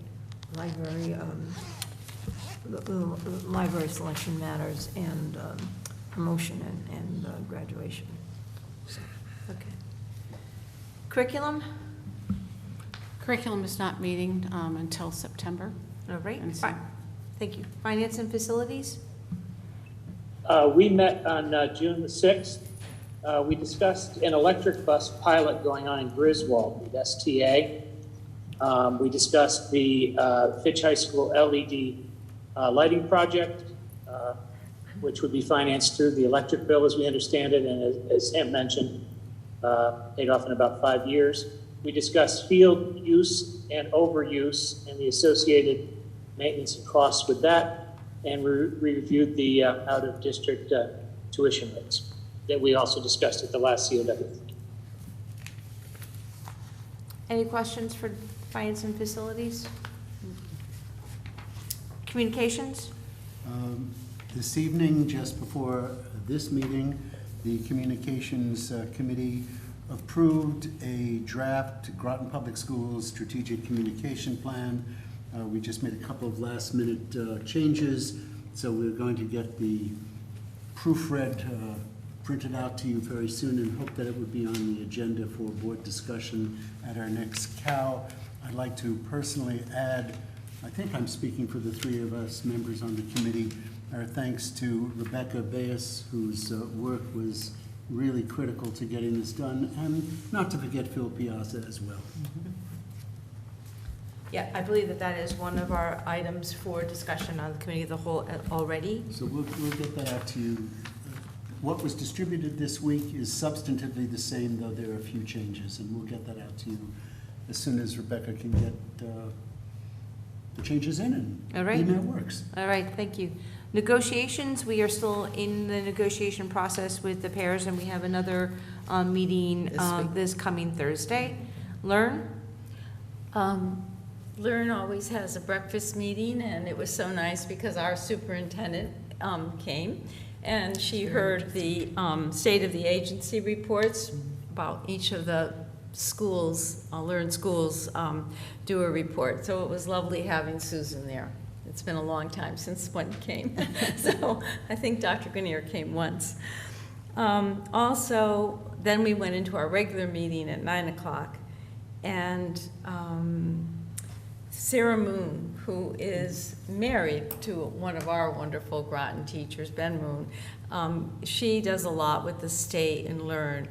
So she talked about their relationship with the special education, their contract, and all Learn does with the state. And then, let's see, oh yeah, Learn is buying, and I think Waterford just approved it at their RTM meeting. They're going to expand, build a new school if we get the funding from the state. And they were able to buy the property on Daniels Avenue in Waterford, which was the old Southwest School, and for $1. But then it's going to cost $1 million to just knock down the building that's there before they could start to build. So it's an expense, but it's something very well needed, and they need to have additional special ed. And Ocean Avenue Learning Center, that building the renovations will be completed in August, and then in September we'll invite the community, that wonderful synagogue community, to come also, and the neighbors, to have an open house there. It's really beautiful. We also then went into an executive session, and we gave the executive director, Kate Erickson, a salary increase of 2.75% for her outstanding job performance, and extended her contract again for another year for the 3-year contract. And then I'm also going to be serving on the negotiations committee for the teachers starting this summer. That's about it. Certainly know how to have fun. Right, so I think I've already reported on the town council, the liaison. Our next meeting, I think, is in October. I think AGSA is also in October. Athletic fields, has there been, Groton Scholarship? Doesn't meet till the fall. Okay. Fields, Jay? No meetings. Okay. Trails? Matthew was in Boston with his grandson and missed the meeting. Oh. Library? Oh, it's a good excuse. Library. The library board met last week. We have 2 student members of our board, non-voting members, one from Fitch and one from the Marine Magnet School, both members of the Falcon Robotics, who are busy this summer, doing great stuff and recruiting new members, so that was really nice to hear.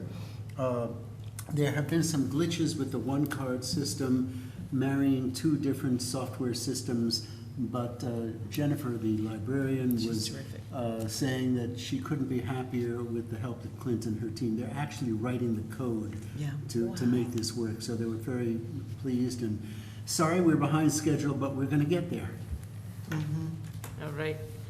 A permanent school building committee, I don't think has met, and the state council. No, we meet twice a year, and we met in May. Okay. All right, so action items, the consent agenda, which is all matters listed under the consent agenda, are considered to be routine and will be enacted by one motion with points of clarification will be allowed. I will take a motion for the consent agenda. So moved, Liz. Can I have a second? I'll second that. That was Rita. Any discussion? Hearing none, all those in favor of the consent agenda, please say aye. Aye. Aye. Oppose? Abstain? That motion has carried. The board would love to thank the city of Groton, who donated the $3,600 to the Groton Public Schools Food Service Department Garden Fresh Bags program, and then to Pamela Gordinier, who has donated $825 to be used to support the More Than Words program. We are now moving on to old business, which is, Liz, would you please be willing to read the motion for number 1, please? Certainly. To approve policy P6163.1, library materials selection, as a second reading. Can I get a second to that, please? Second. Matthew seconds it. Can I have discussion?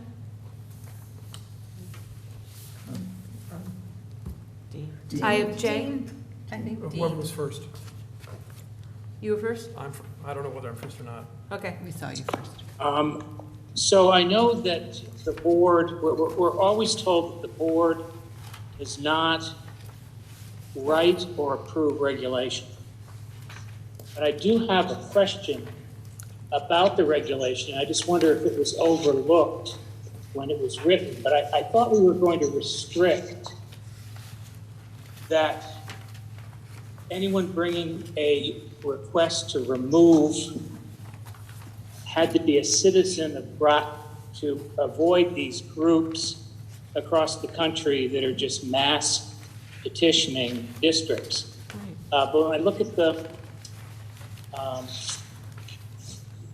look at the procedure for challenged materials, it says the following procedures will be followed when a citizen challenges the appropriateness. And I wonder if it needs to say Groton citizen. I think it even goes so far to say that it needs to be a parent of a student who goes to Groton. But I will look at that. Thank you for bringing that to my attention, Jay. Yeah, I don't Because I see think it that, went but- even as far as to say it really needed to be someone who is a parent or a guardian of a child in the Groton Public Schools. And this brings up kind of a general question, and I'm embarrassed that I don't know the answer to this, but when we always say that we're approving the policy, but we present and publish the regulation, it almost probably seems to the general public as though we have vetted and approved the regulations. So when the regulation changes, do we publish that change somewhere? It depends on the policy. Sometimes policies and regulations are kind of put together through CABE for us to take a look at. Sometimes there's already a procedure in place, you know, based on another policy, so it just gets tweaked. But you're right, it is kind of the marching orders of how the district staff then actually, you know, puts the policy into action. But I tend to say that it's a good thing for the board to see, just like you're doing right now, Jay, bringing something to our attention, and that's happened before, where it's brought to the attention, and I just go back to the staff who's really putting it in place to make sure that that's what they meant and intended. And maybe we can put that on the agenda for some discussion. Or maybe she can just throw it in the I'm notes just to gonna- say yeah. that she just talked about it and it was a not correction or it I was meant on correct. policy. And then you can put it on policy. Yeah. Right. And then I'm sorry. I was just going to mention, of course, this also, the regulation allows then an appeals process through the board or a subcommittee.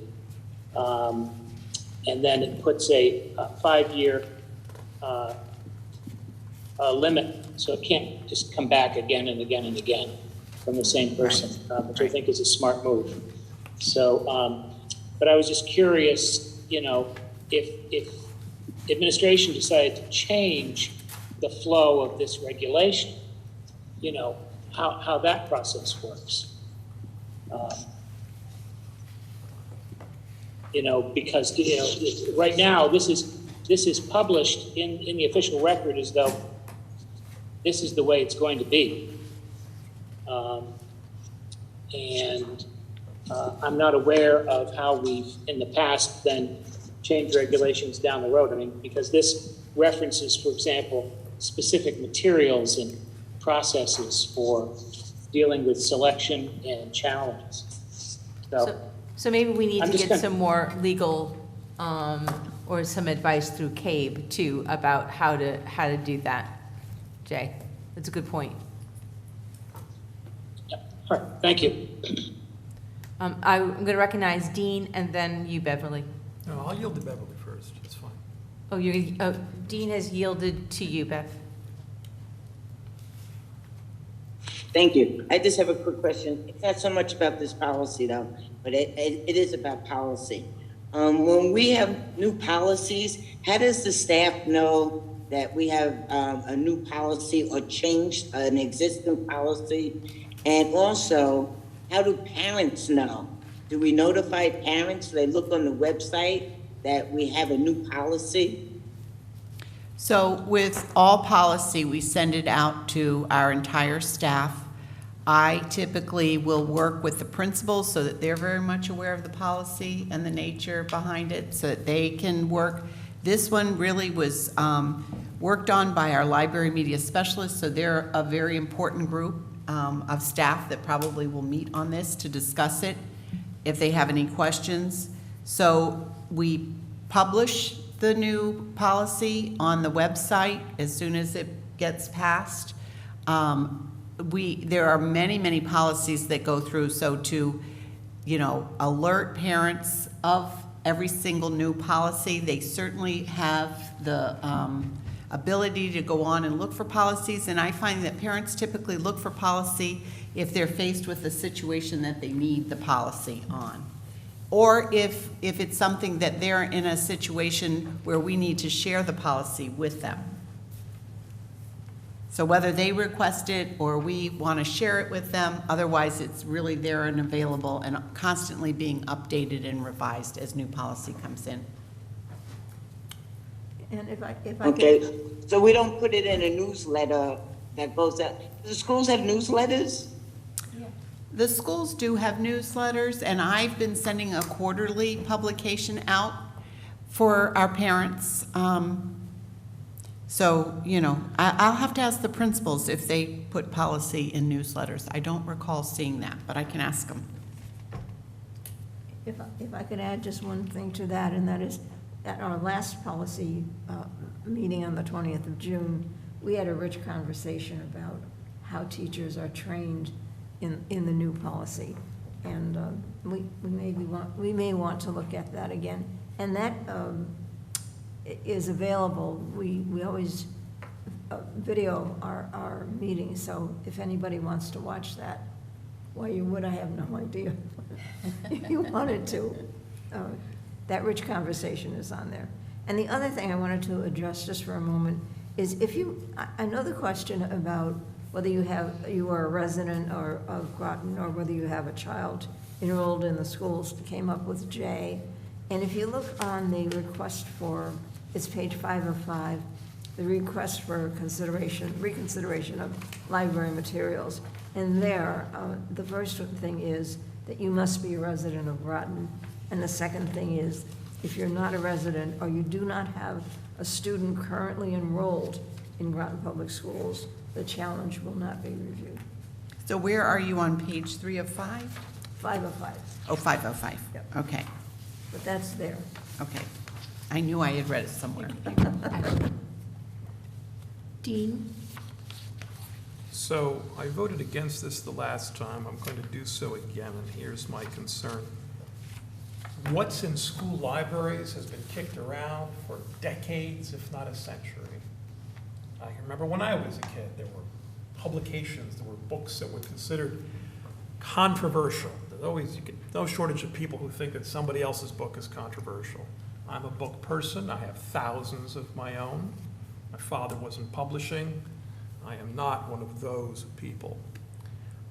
This has come up, if I can provide some context, because in very recent years, people have found materials in their kids' school libraries that are, at least by old-fashioned standards, rather objectionable.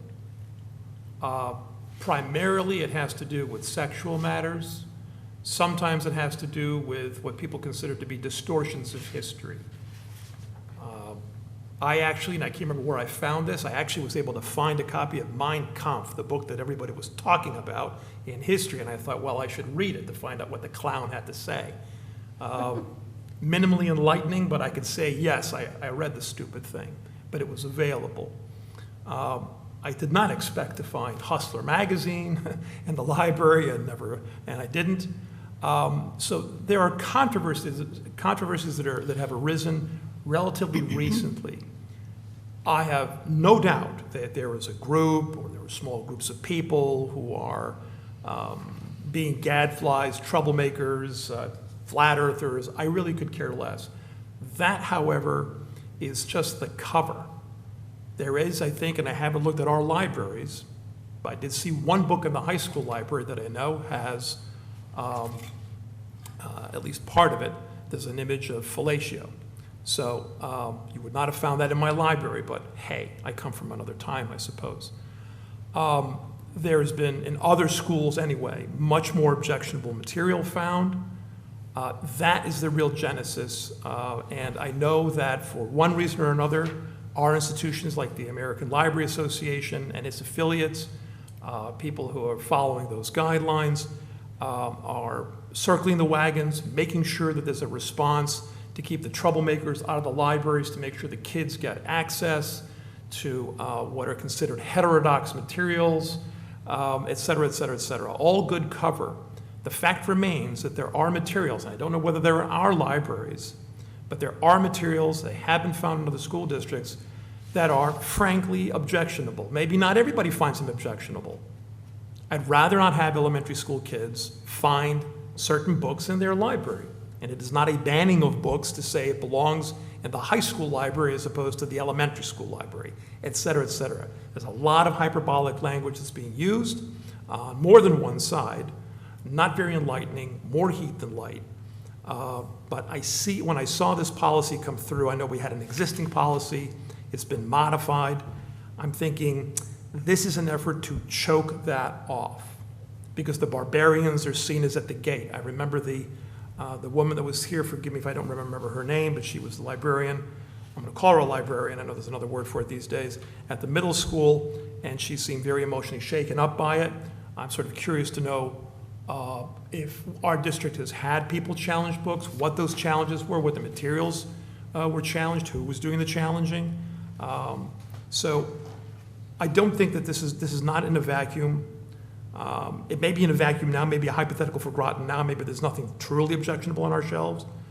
But I think we can agree that there are materials that are objectionable. We'd rather not have the kids exposed to certain topics while they're in school at tender young ages, et cetera, et cetera. That's a judgment call.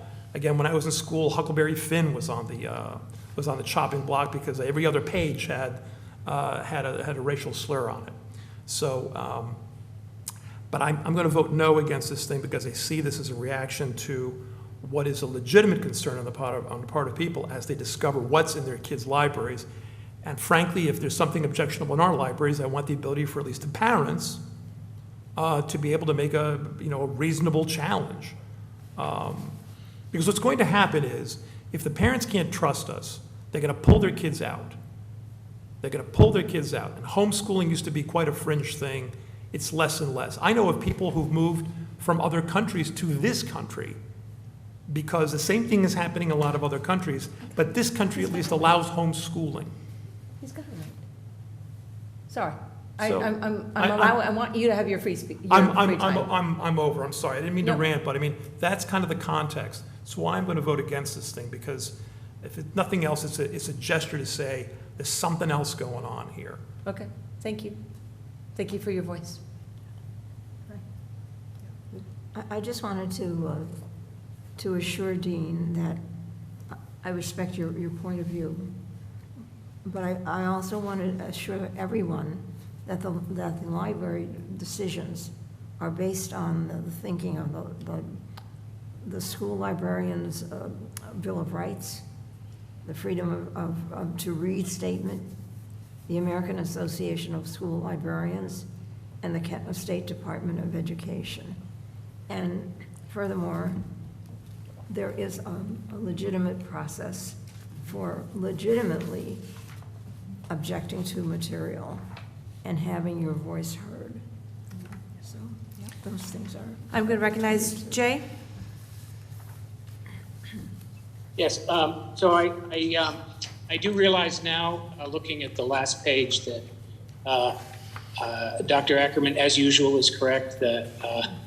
The wording is there. I just wonder if it shouldn't be reflected in the regulation so that you don't get someone who's objecting to the form not following the regulation.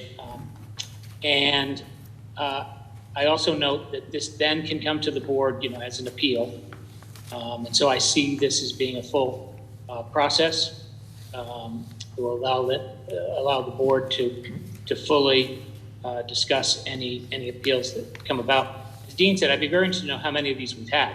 So I don't know if perhaps Susan could have someone come up with a report, how many removal requests we've had and how they've turned out. Also, as a side note, Susan mentioned the policy online.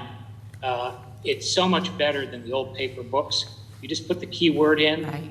and you can search our policies in an instant and see everything Sure.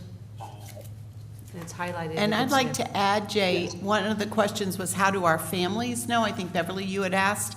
We also publish a handbook at the elementary, middle school, and high school, and all of the major policies that affect students in school are listed there, and the policies referred to, but it's kind of given like a paragraph version that's very easy to understand, the essence of it, but then it refers to the actual policy. So we have all of that language in our handbooks, and it's reviewed with our kids, especially the older kids. It's reviewed probably in the classroom for elementary and elementary language for kids to understand kind of what are our rules in schools. And for the middle school and high school, it's more clearly laid out. So thank you, Beverly, for that question, but it just jogged my mind when Jay was talking about it, that we do have handbooks that do specify policy. Any further question?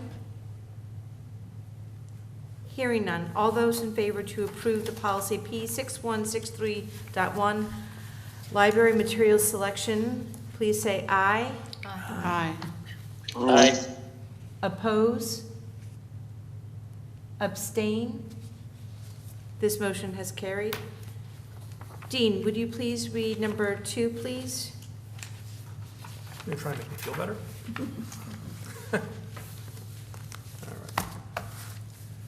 All right. I move to approve policy P5123, promotion, retention, graduation as a second reading. Can I have a second to that, please? I'll second it. That's Rita. Discussion? I have a discussion, and that is, if you will look on the first page of policy in the second paragraph, you'll see that prior to the end of the school year, any deviation from progress mentioned in the first paragraph will be agreed upon by the teacher, parent, and principal, and that is for all grades.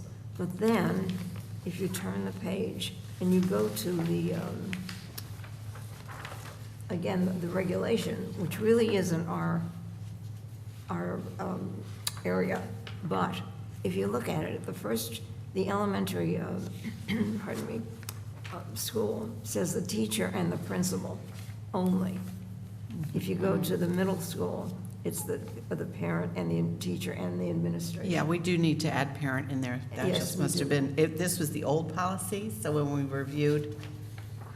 This is the one I got. This is the old regulation, so This- it just wasn't updated with the policy. I see. Yeah. And there's also a spelling error somewhere. And I think it may have been on the other one. It's regarding instead of regarding. So I'll give you that. Thank you. So we just have some omitted and misspelling. Any other discussion? Liz? I understand the curriculum committee is going to be discussing about increasing the social studies credit, and I understand that there's a lot of ramifications, but I still would like to know if we decide as the curriculum committee to support increasing that number of credits, what would be the process? Do we have to then go and open this policy up again? Is that what happens? Yep, just for the change. Yep. Okay. Which is not a bad thing. Good. To grow and to expand. That's the whole reason why the revision needs to have happened. Any further discussion? Hearing none. All those in favor of the motion to approve the policy P5123, promotion, retention, graduation, please say aye. Aye. Oppose? Abstain? Motion has carried. Rita, could you please read under new business, number C1? Yes. Thank you. The motion is to approve policy P6146.1, examination grading as a first reading. Can I have a second? Second. I've got Matthew. All right, can we have discussion? The only thing is that we really struggled with the Language. the wording of the last paragraph. Yeah. And if it weren't for Denise Doolittle, I think we'd still be there. She was very helpful. Yes. Do people, since we don't have people who might be watching this, can you just do a quick overview about what this examination and grading means? I'm going to ask Susan to do that. Right. So really, in this policy, we were looking at performance and instruction and how the process works for evaluating a student's performance. There were certain things really in the old policy that no longer occur. Like they weren't considering the next generation science. So everything in green you can see was added to the policy, including the students in 11th grade taking SAT as required by the State Board of Ed. So really, the reason that we came back to this policy was that we had older assessments in here and we needed to update it. But when we got into the policy, you see the red line under statewide and district-wide assessments. The language was really impacting us because it really was talking about requirements of state and federal law regarding provisions for special education. So that's why Denise was very helpful.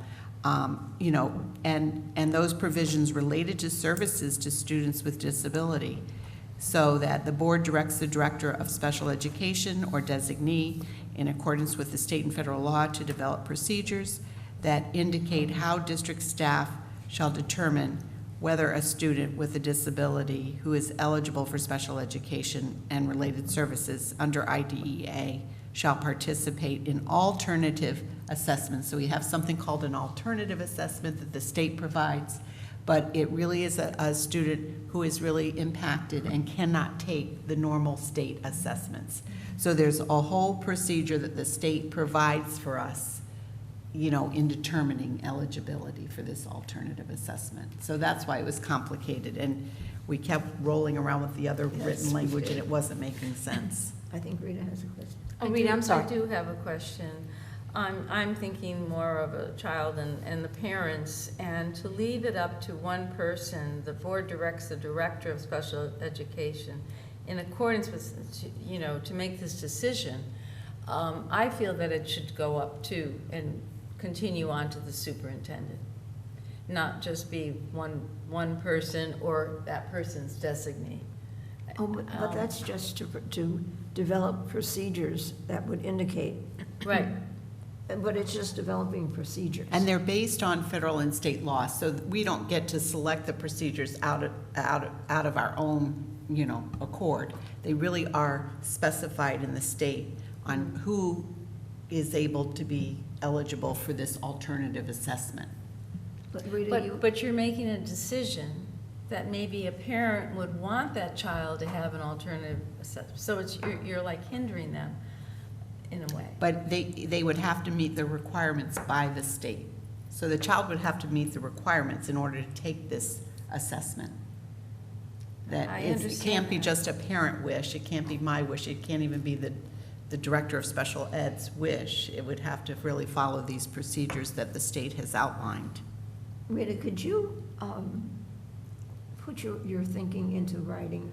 Well, Send it to us? it's just that I want, you know, sometimes, you know, a child and a parent of a child that has special needs, they're thwarted. They have a hard time, you know, and lots of times I'll take an advocate with them to a PPT meeting. I just want to make sure that it's not, that our parents feel that they can, you know, that they're not going to be, I know when our oldest child was in first and second grade, and kindergarten for that matter, I knew that he had a fine motor problem, and the school kept saying, no, he'll outgrow it, and I said, no, he's not going to outgrow it. This has been the case since he was young. So we took him to Easter Seals and had the assessment done, and then right after that, they said, oh yes, well, of course. But, you know, I just want to make sure that a parent of a special education child, you know, can get the testing they need. And this is just the first reading. So if you could get to me, something that you would like us to put on. Well, I'm not So sure I just exactly want to how make sure you word it. understand, this isn't about other assessments. This is just for the state mandated once-a-year test. So in other words, instead of taking an SBAC test, if a child has significant special needs, they would take what they call this alternative assessment, And which is. sometimes they're read to them and Right, all right, the different. right. But this is just, okay. These are just procedures then? Right. No, this is the policy.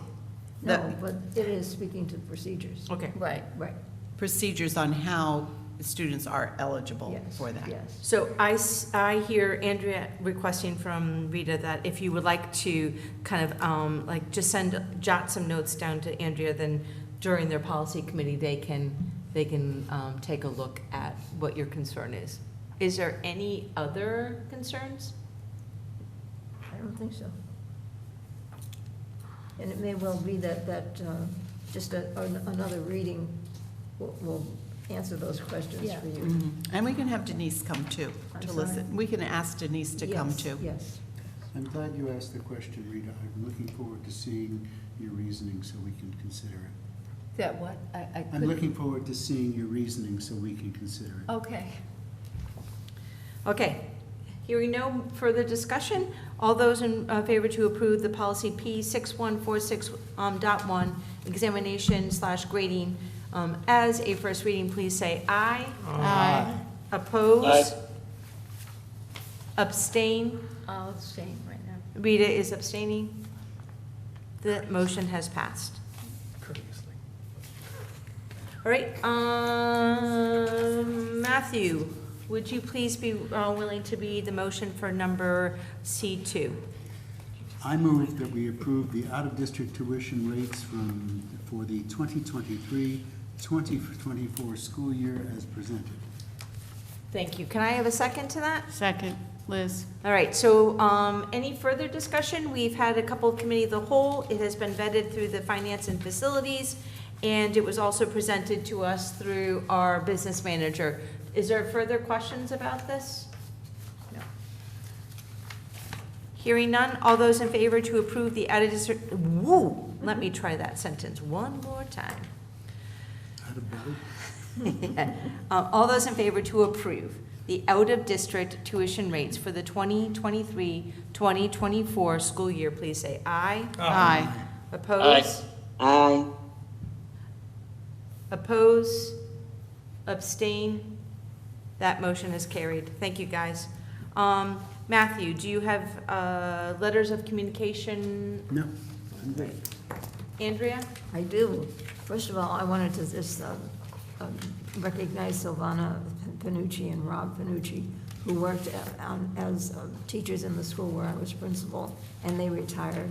But the ones that really amazed me were Lisa Knobloch, who I knew as Lisa Block in the 8th grade. I never realized it was Lisa. And Celeste Duffy, who was Celeste Yomi when I had her in the 8th grade as well.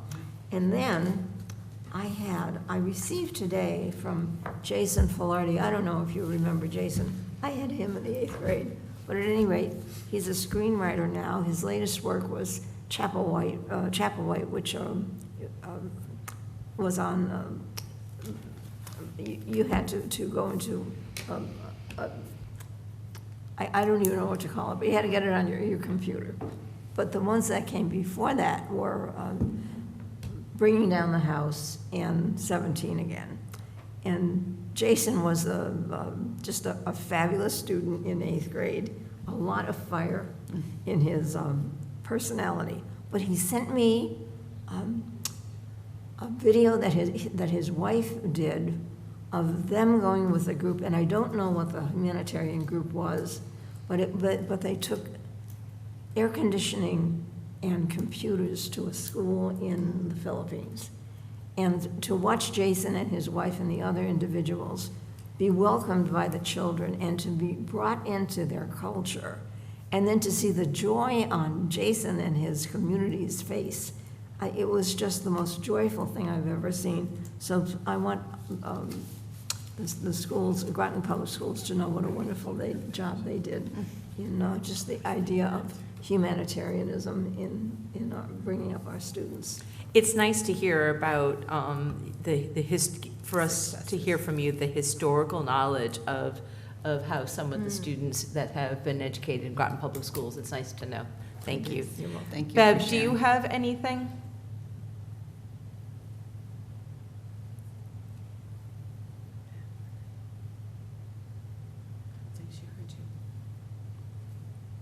Jay?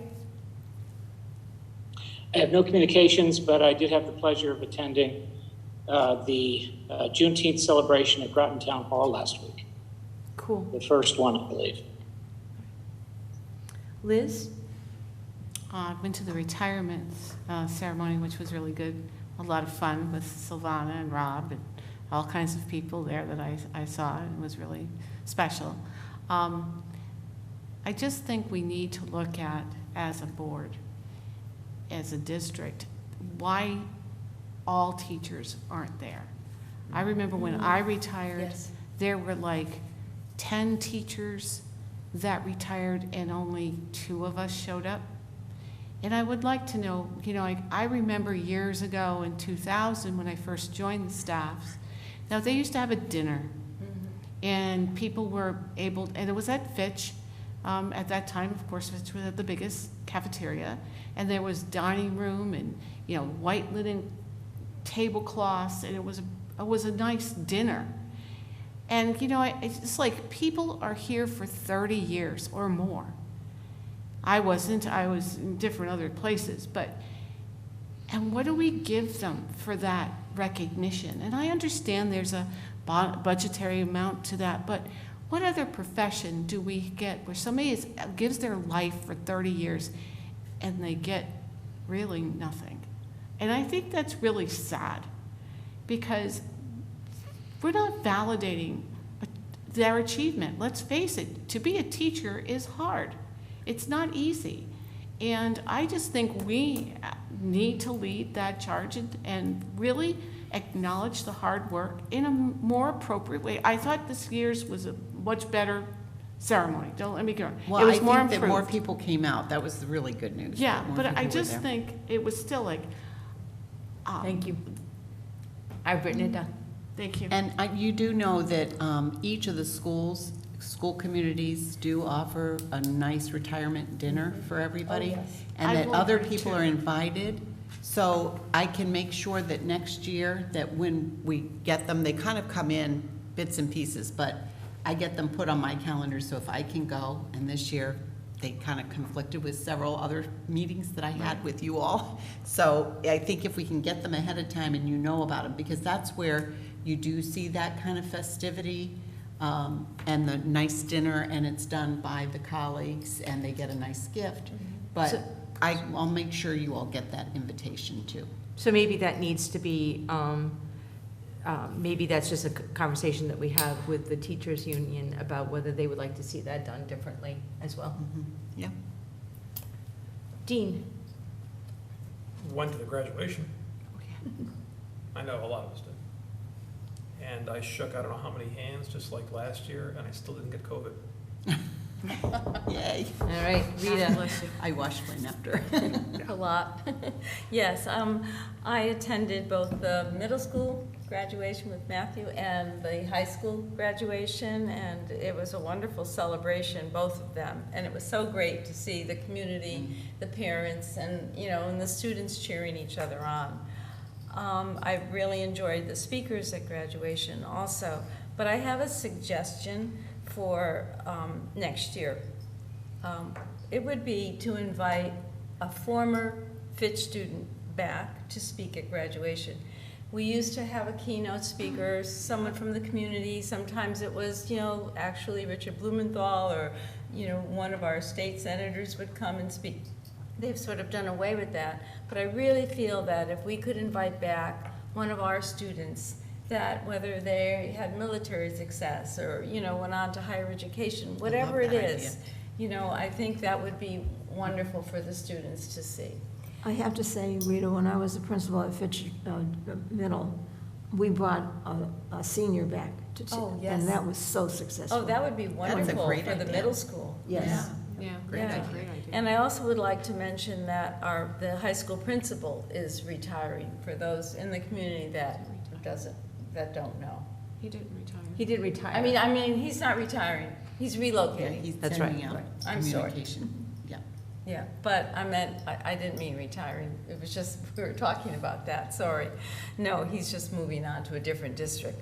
And we'll be doing a search for not only a business manager, but a high school It's principal. going to be a busy summer. It'll be a busy summer, yeah. Bev, in case do you have any thing that you would like to add? No, thank you. Right. I attended the high school graduation, and if the students and the student speeches that we heard, if they are what we are producing, the Very world is going to be okay. They were very inspiring and very moving. Just really very moving. And so just to take a look at our calendar, I'm hoping, not hoping, July 10th, which would be our first committee of the whole. I got you, Bev, in 1 second. We're going to have a remote meeting for the board's self-eval. And I do apologize. I heard back from one person that I think I didn't send everything over into Word document, so I am going to do my letter once again, and this time make it correct. So I will do that. July 17th is our one and only committee of the whole, followed on the 24th by a regular meeting. Bev? Thank you, Kim. Absolutely. I did have one communications about how to get more teachers involved with the PTOs. And I'll leave that to you, Susan. I think I'll share that with our new communications committee. They're so talented with their draft plan, but you're right. I would love to see even more. We don't have a PTO at the high school. I know that parents get very busy and so do kids, and we basically have booster clubs, so in the sports and clubs. But I would love to see, we have a very, very active PTO with Groton Middle School. So maybe some of those parents who are moving on to the high school might be able to start that. But I agree. I think the more the merrier. Do we have agenda topics that we would like to add? I think I'm also going to make sure that you guys have the current, newest, improved template. It's been tweaked again so that you guys kind of know what's going to be happening throughout the. End of June 20th or something. So just make sure that you have that. My standing data request. Uh-huh. My standing data request. Yeah. Yeah, it's happening. It's happening. I love it. All right. We got to get the data first before we Gotta can. get the data. We got to get the data. All right. Motion to adjourn? Can I have a second? All right, all those in favor? Aye. Oppose, abstain? Thank you, guys. Thank you. Good night. Did not do the tempo right. And